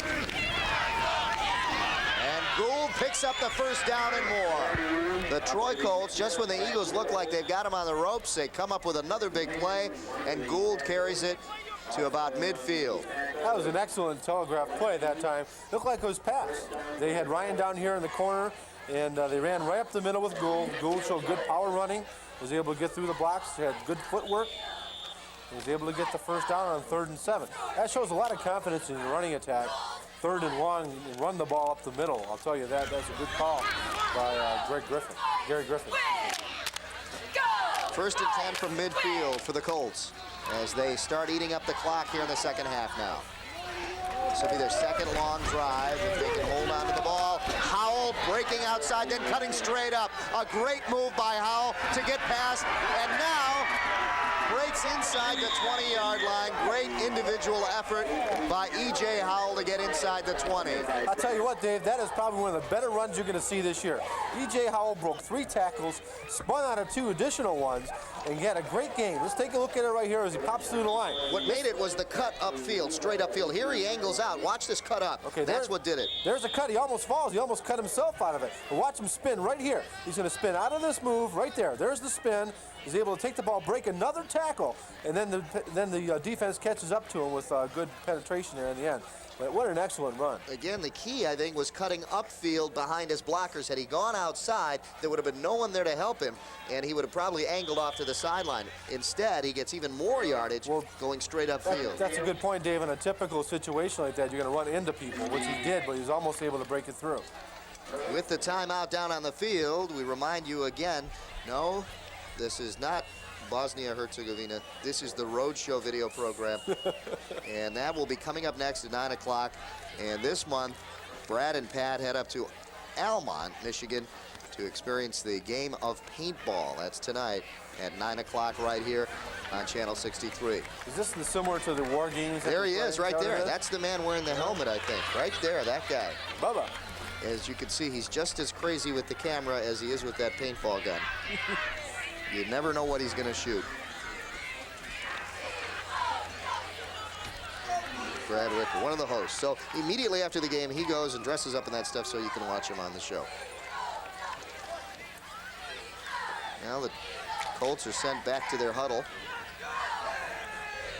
Clock stopped at 52 seconds left here in the third quarter. The Troy Colts dominating tonight, and the big name for them, E.J. Howell. He has scored 4 touchdowns and is out of the game now. E.J. wanted to go in there and score another one, I guess. We got a new quarterback in there also, number 8, Matt Bendix. Bendix handing off to the tailback, and flags are all over the place. So you're going to see some miscommunication now with a lot of new and fresh jerseys in there for the Troy Colts. Well, right now is a good time for them to get their playing experience. It's early in the year. In case somebody does go down with an injury, they need to fill in. Here's our referee, Sam Palomara. He's 42 years refereeing high school football. This is his last Clock is year. still dead. The clock is still stopped. Sam is breaking in his son. His son is doing the head linesman job today. And this is his last year. Wish him luck. Good retirement, Sam. And he's keeping it in the family, breaking his son in here in his retirement. I formation. Topher, the tailback, gets it. Topher breaks into the backfield, and we've got another Colt touchdown. 24-yard touchdown run for Jared Topher. Well, I guess that mercy roll type thing is going to come into play here today. Topher shows excellent speed breaking through the line. Just an excellent cross body block right there on the offensive lineman. He broke through, showed some excellent speed. All that was an off-tackle play. The offensive line did a great job blocking. Well, you take number 31 out, E.J. Howell. You put Jared Topher, number 32, in, and same result. 6 points. Here come the Colts with the extra point. It is up, and it is good.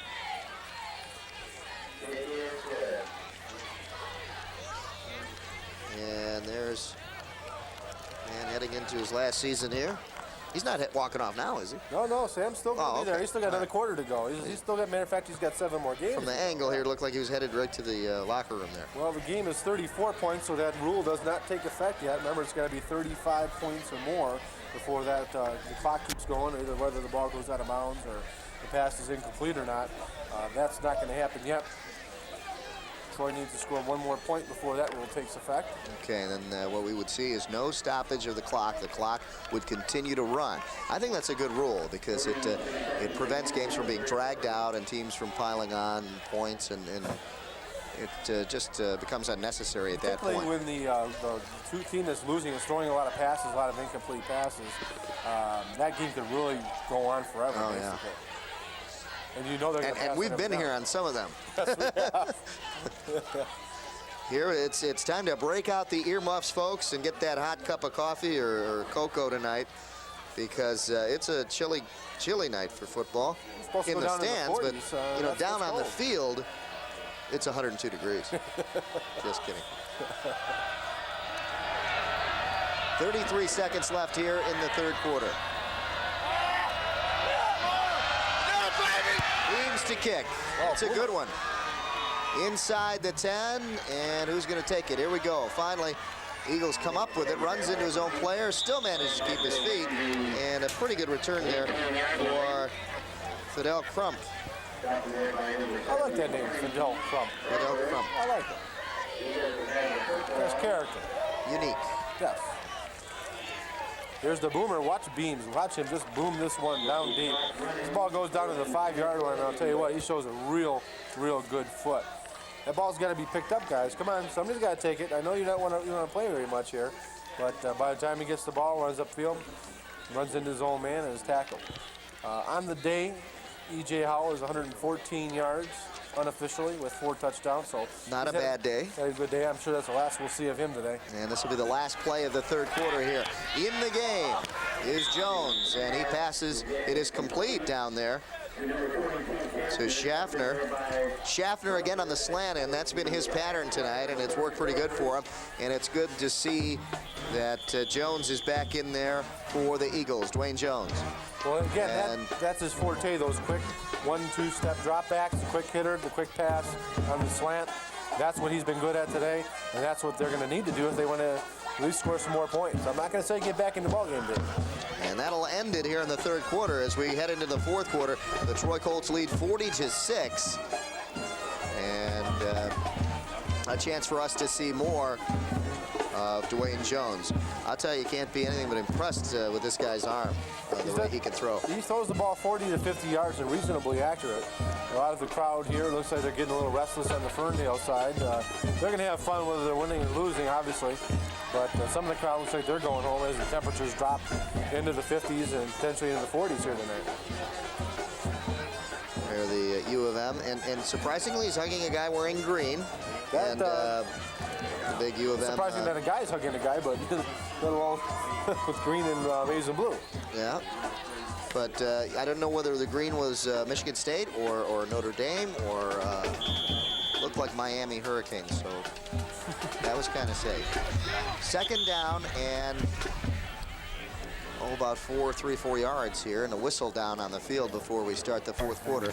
Officials are calling a timeout here, conferring about second and 3 looks like. The placement of the ball, I believe, when they switch sides of the field. Let's see if we can pick up anything. 25, you all right? Okay, second down. All right, let's go. Okay, we're all set. That's exactly what they're talking about, the placement of the ball and what down it was. That usually helps, but of course it is second down, the pass play just before that. Second down, about 3, and we start the fourth quarter with a penalty. It's usually on the offense when it happens so fast. What do you got? 22 got up. Okay. 22 jumping before the snap. We got a dead ball foul. 22 jumping before the... Dead ball foul on Jim Schaffner. We'll listen to Sam the Man. That was his whistle, too. That was his whistle. We heard that, too. So that puts the Eagles back now, back to second and about 8. The Eagles, though, are a totally different team when they start passing the ball as opposed to running. They look a little bit stronger. They look more confident when they're passing the ball. When they're running, they just look a little flat. That's an unusual offensive set. Here's Jones breaking outside, getting pressure, throwing the opposite way, and almost intercepted in and out of the hands, though, of number 34, Brian Smith. John Bajer threw a different setup on this one with a double slot right. As Jones fakes the handoff, it really wasn't a good fake. The second one was, but he's rolling left. And of course, it's throwing against his body coming back this way. Tough throw. Does throw it in his hands. That ball should have been caught. And almost intercepted there by number 21, Jamie O'Brien. So it's 3rd and 8 now. And again, another passing down here for the Eagles.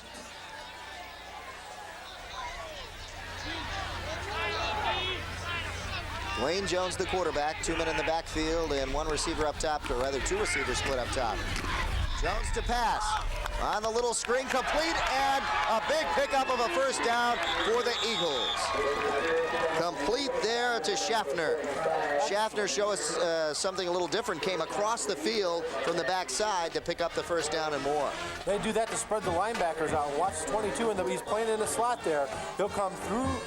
The linebackers cross in front of them, and Jones just gets enough time to get the ball off. Take a look right here. Watch the defense coming right at him.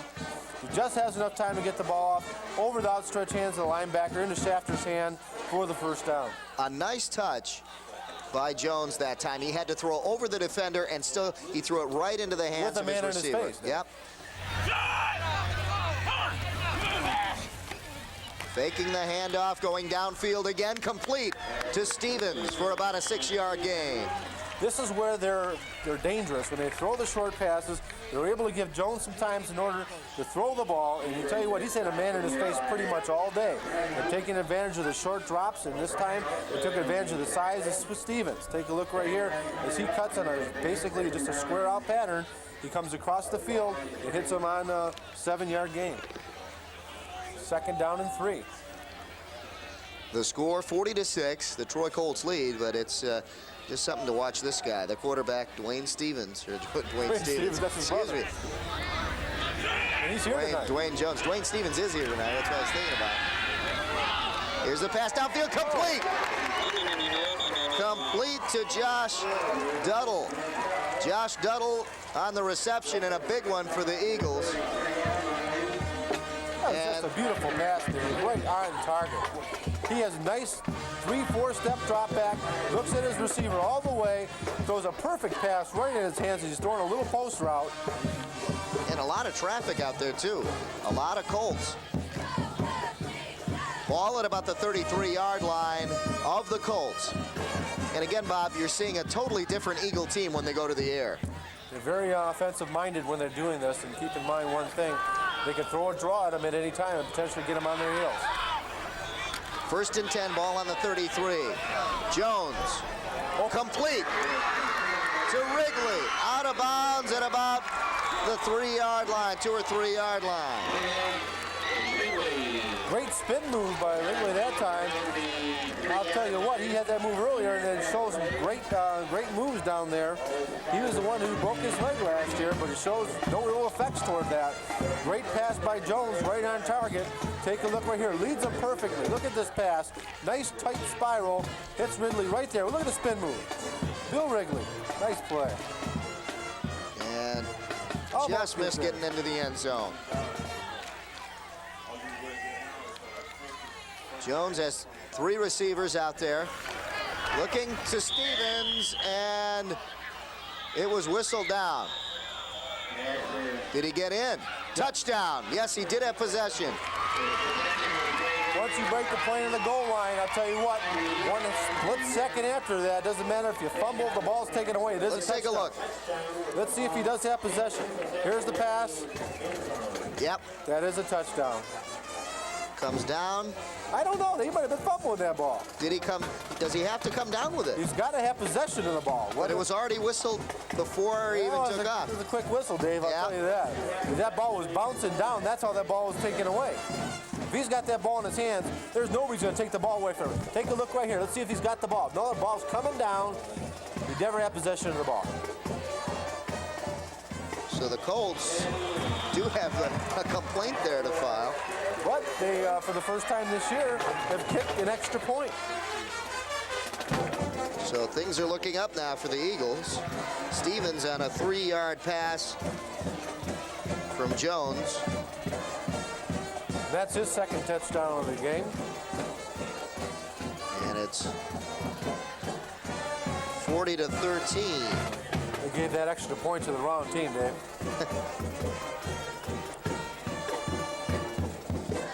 And don't forget to tune in to Oakland Press Perspective to keep on top of what's going on in Oakland County.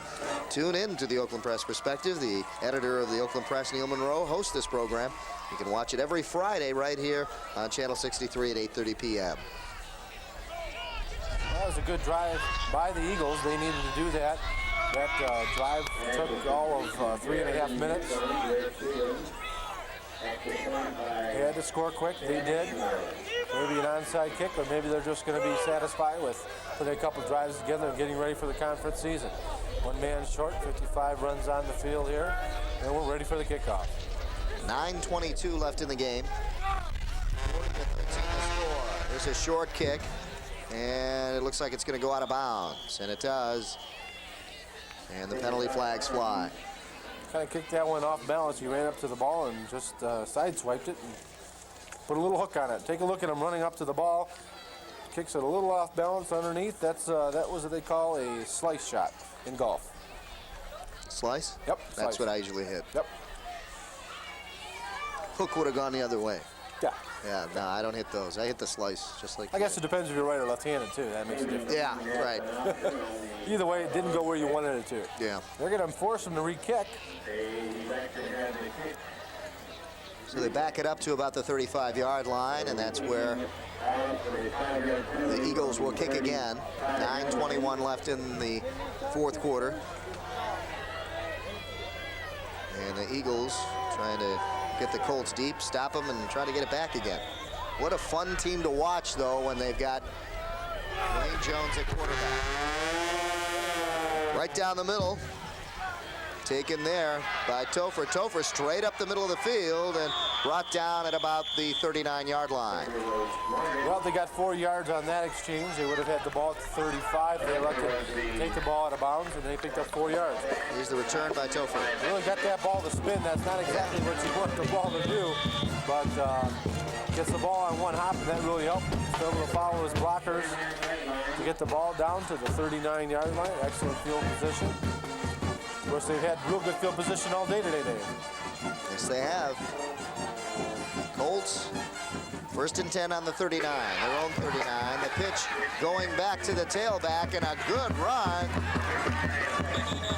by number 5, Eric Cook. Cook with a big gain of about 8 yards. Let's take a look at where they mark it. Eric Cook usually plays wide receiver. Yeah. And he's only 5'8", 135 pounds, so he's a little diminutive in playing at running back position, but he showed a good run. I think he was coming around on the sweep and in the No, he was motion. playing tailback that time. He was in the backfield, and he was able Yeah, to there show, he is. He's able to show some good speed, as you can see right here. Broke a couple tackles, but when you're only 135 pounds, it's not hard to pull you up off the ground. Yeah, he's lined up in the tail position now. 2nd down and about 2. And a big gain for the fullback, breaking into the backfield across the 40-yard line. And on the carry, Dan McCarty. Nice tackle that time by Ben Ashmore. He saved the touchdown. As if he didn't, this was a touchdown. Take a look right here. Nice blocking up front. The tackle pulls. Watch 16 come in with an ankle tackle. That's how you do it, guys, right there. McCarty gets it to about the 40-yard line of the Eagles. 1st and 10 there. 7:50 left here in the 4th quarter. 8 plays for the Ferndale Eagles and 73 yards for the touchdown. And 3:49 off the clock.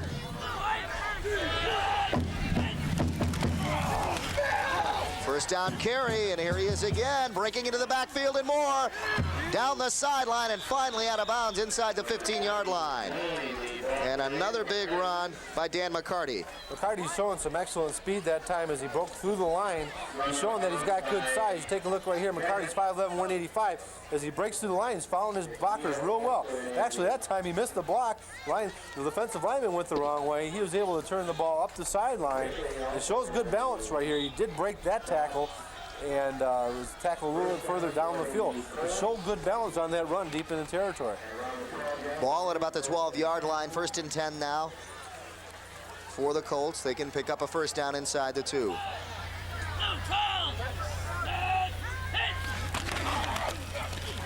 McCarty on the carry again, hit right at the line of scrimmage, maybe even for a slight loss. Nice Clock keeps running now at 7:22. Fidel Crump made nice penetration in the offensive backfield that time. Took him down before he was able to get his footing and able to get him momentum going. There's our score. Troy Colts ahead of the Ferndale Eagles, 40-13. And on their way again. And this is with the second team in there, Matt Bendix, the quarterback. Bendix pretty much just running the team on a handoff and now a pitch. Out to Cook. Cook cutting upfield behind his blockers and knocked sideways. It'll be 3rd down and long coming up. Troy's getting a little conservative here. They're running a double tight end set.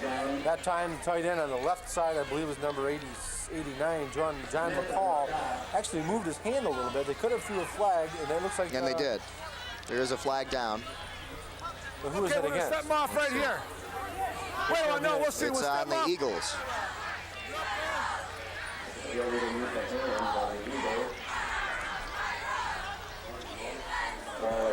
See what the call is here. Personal foul against the Eagles. Looks like they roughed the quarterback up after the play had handed off, and sometimes you can't do that. Big break for the Colts. It looked like the Eagles were going to stop them here. 3rd down and about 3 yards to go for the first. They can't get a first before they get a score, though. The tailback, Cook. Cook picks up a first down. Looks like it's going to be close. Let's see. Broke a tackle line of scrimmage, was able to fall forward for a couple yards. I don't know. I think he's going to be short. No, he's short. Yep. Let's take a look. Here it is right here. Watch him break a tackle right here at the line of scrimmage. An ankle tackle right about there. He jumps over the guy. able to get his balance and get forward for about 2 yards, but that leaves him a yard short of the first down. Looked like he got a lot more than where they gave him. Looked like he ran quite a bit, and they only gave him a yard. Here we go, 4th down for the Colts. They're not going for the field goal. They go outside. Cook has got the touchdown. Cook angling outside, and that's where his speed came in handy. And just angled for the end zone. There's the pitch, and this is all speed this time, following his offensive lead blocker, which is the fullback. Knocks out the defensive end and able to get around the corner. That's the key to that play, that fullback knocking that defensive end back. So Cook on a 4-yard run, puts it in.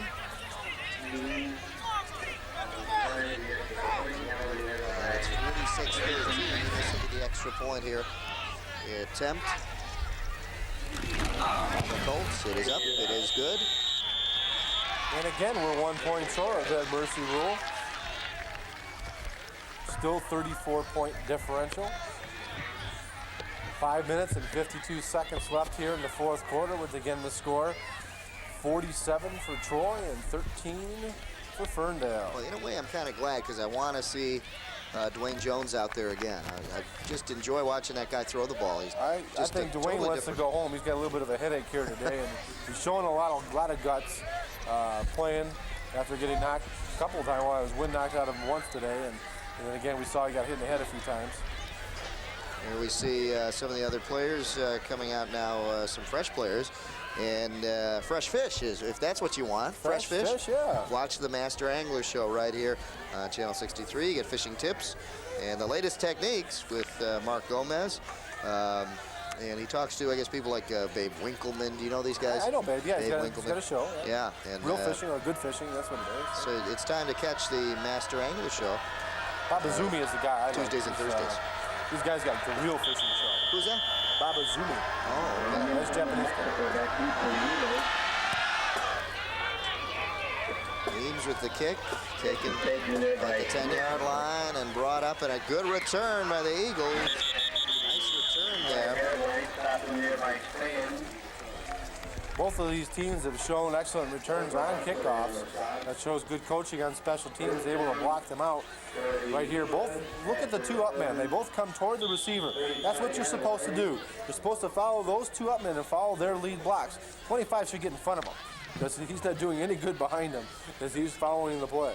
But they made a nice return, got him good field position on the 34-yard line. Smith with a good return. Number of plays 7 for the Troy Colts, 56 yards and 4:40 off the clock.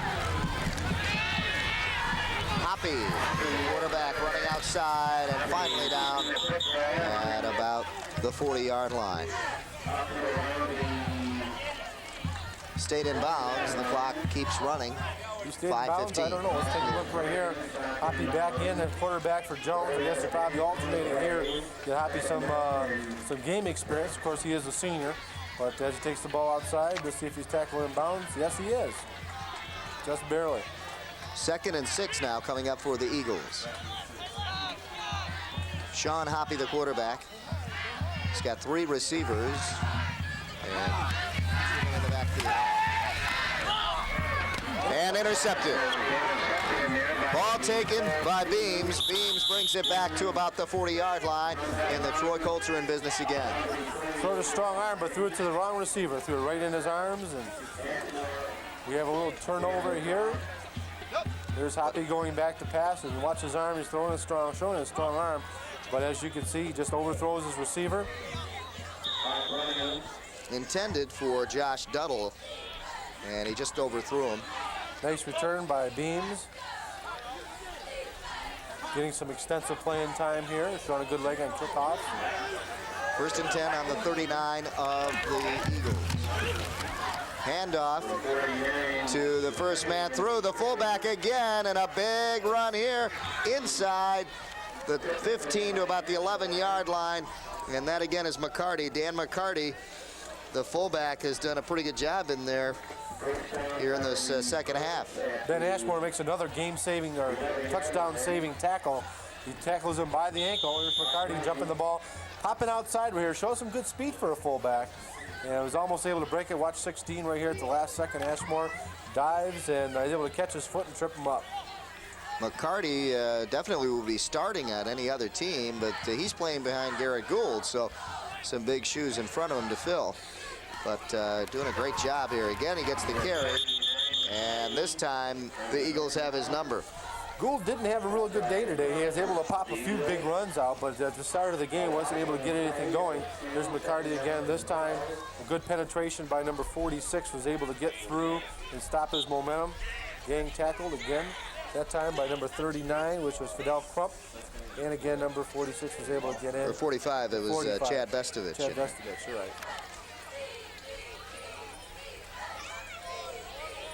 In their quarterback now is Kyle Rant. Saw Kyle play defense. Did a good job at linebacker. The pitch going back to Cook. Cook cutting upfield and hit hard by Vestovich. Nothing fancy that time. It's a quick pitch, looking for some blockers. USC used to run the same play. They used to call it student body right, student body left. A running back named OJ used to run that type of play. Of course, we had a running back here today with initials EJ. EJ Howell had a great day. He had 4 touchdowns, 115 yards. Loss on the play, though. This time it knocks him back 4 yards. So 3rd and 14 coming up. Clock still running here. 2 minutes and 34 seconds left here in the game. And some more cool fans in the stands here. As it has cooled off quite a bit. We may even get record lows tonight. I forgot to mention that. Ball is loose, and guess who's got it? Here we go, off to the races. That is Jason Morgan. Jason Morgan has got everybody on the field trailing him. And the Eagles come up with 6 points unexpectedly on a turnover by the Colts. What a break, I tell you what. When you get the second team in there, a lot of times you'll find those mistakes will happen. When you fumble the ball in that situation, you don't try to pick it up, you fall on it. And that was a mistake, and you can see right here, here's the fumble. The pitch was a little behind him.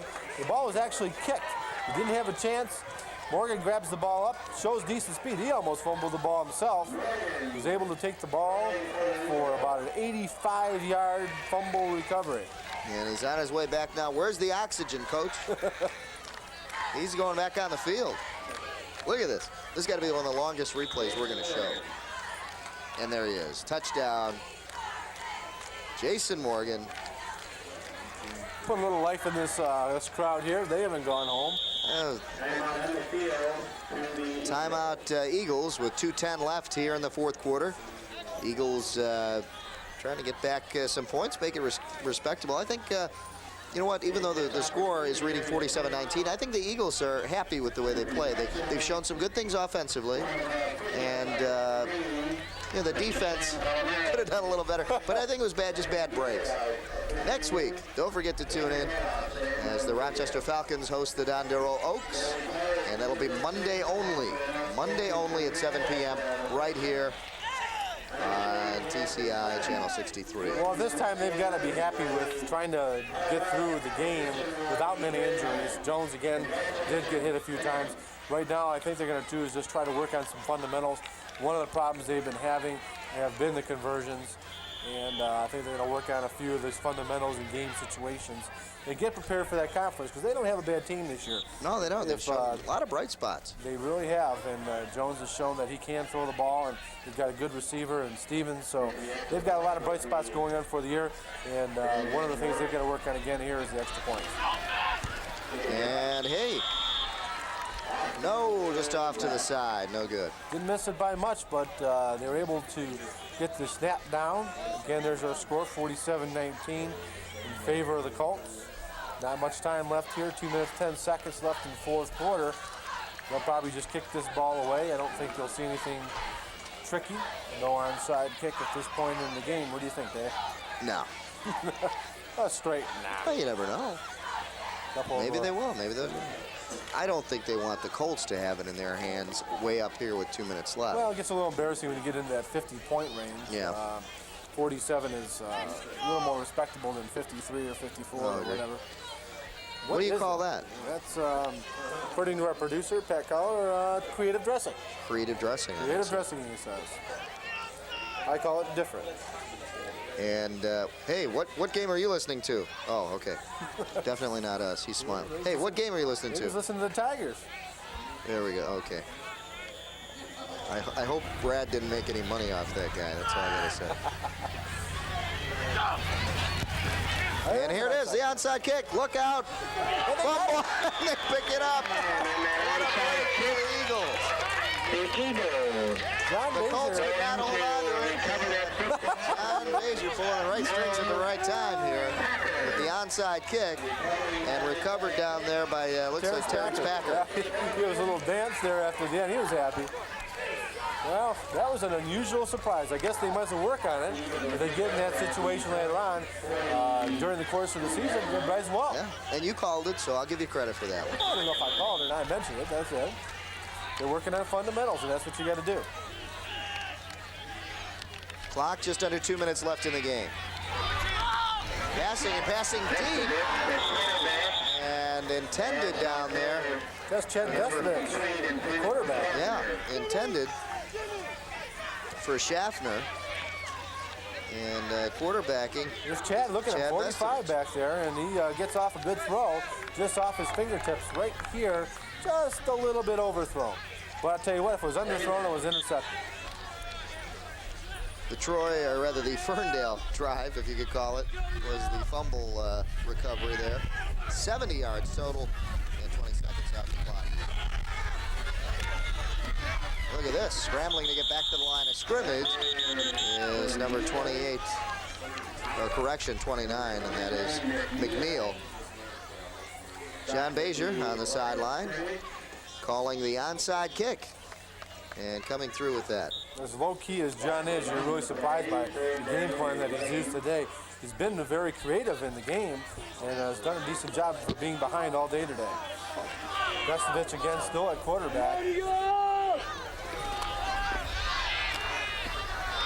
Vestovich going to get sacked for a big loss. That shows inexperience right there, is taking that loss, but that was a good 10 yards that he was able to scramble away from. Take a look right here as he goes back to pass. He's got one receiver in mind, and that's the key. He tries to get around that pursuit and actually runs right into it. He's tackled for the big loss by number 89, which is John McCall.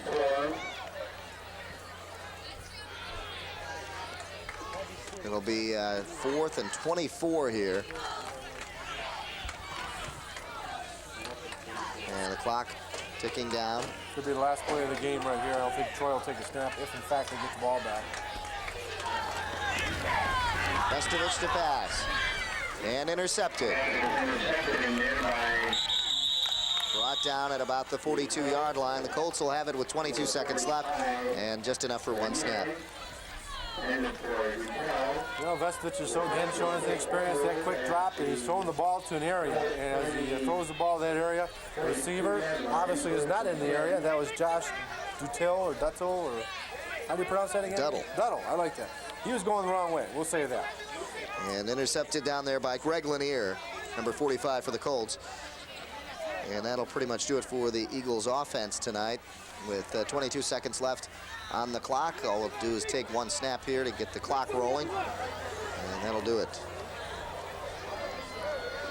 Big night tonight for E.J. Howell, 4 touchdowns, 114 yards rushing, and the Troy Colts roll on to a 47-19 victory. And that'll do it. The Troy Colts go to 2-0 on the season here in the second week. And for the Ferndale Eagles, they'll drop to 0-2. But again, Bob, some bright spots for the Ferndale Eagles. They showed us something on offense, a strong arm with the quarterback. If Jones can stay in there, Dwayne Jones, with a great arm. Well, Dwayne Jones also showed some guts today, coming back after being knocked out earlier in the game. He sat out at the beginning of the second half, was able to return for a couple series and show that he's got the guts and determination to play quarterback for this team. There he is. And on the other side, the Troy Colts, a very strong performance, and this is something they needed, especially after last week, because last week, in talking to Gary Griffith, they didn't have a very strong performance, a lackluster performance. This time, it's something to back their going into the SMA season a little bit and saying, hey, we're going to win some games this year. Last week we won, it was very close, but this time we made a statement. 47-19, the final here. We'll be back with some final stats for you right after these messages. Stay with us.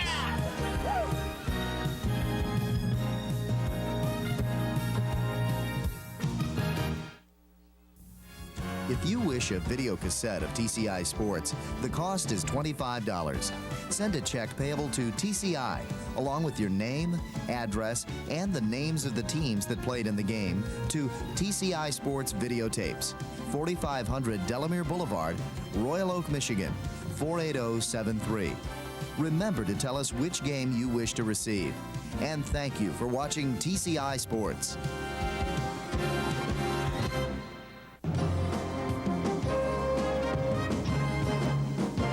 Where are Pat and Brad going to be this month? You'll find out on the next edition of Roadshow Video. Each month, Pat and Brad take you to a new and interesting location. Check out what Southeast Michigan has to offer and watch some of the best hit videos on television.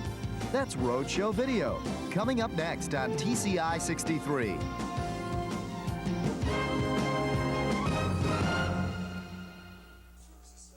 Back at Hanson Field here in Ferndale. Dave Zorn along with Bob Griglack, and the final score, the Troy Colts 47 and the Ferndale Eagles 19.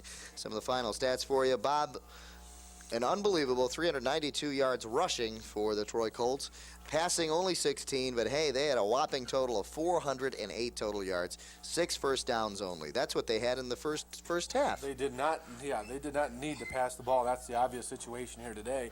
They did have one turnover, by the way. It was a fumble that was recovered by Morgan for an 85-yard touchdown run, one of Ferndale's few scores. Yeah, I think they had a few more first downs than that. We won't count that, but total time of possession, 28 minutes, 55 seconds. On the other side, Ferndale came, I guess, most of their yardage obviously through the air. Yeah, they had to pass the ball. They fell behind early, and Jones did a good job of keeping them in the game for a reasonable amount of time. He got knocked out, did not return in the beginning of the second half, had ice packs on his head, and was able to come back in and play a series or two, but had to sit out most of the second half, and that spelled the demise of the Ferndale Eagles. And we'll be back to see the Ferndale Eagles, too, later on this season, and also the Troy Colts. The Troy Colts scoring 13-0 in the first quarter, 13-6 outscoring the Eagles in the second. They were leading 26-6 at the end of the third. It was 33-6, and then finally in the fourth quarter, the Eagles outscored the Colts 13-7, but the final score 47-19 the final. And the Eagles, well, they're on their way now 0-2, and some bright spots, though, for them. Next week, don't forget to tune in.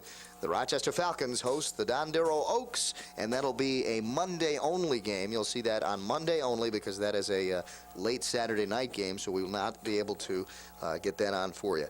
But that'll be on Monday night right here on UCTV 63. Excuse me. That was the old thing. It's TCI 63. TCI, that's right, Dave. And the final score here, the Troy Colts 47, the Ferndale Eagles 19. For Bob Griglack and our hardworking staff here at TCI, I'm Dave Zorn. Thanks for tuning in, and we'll see you next week at Rochester.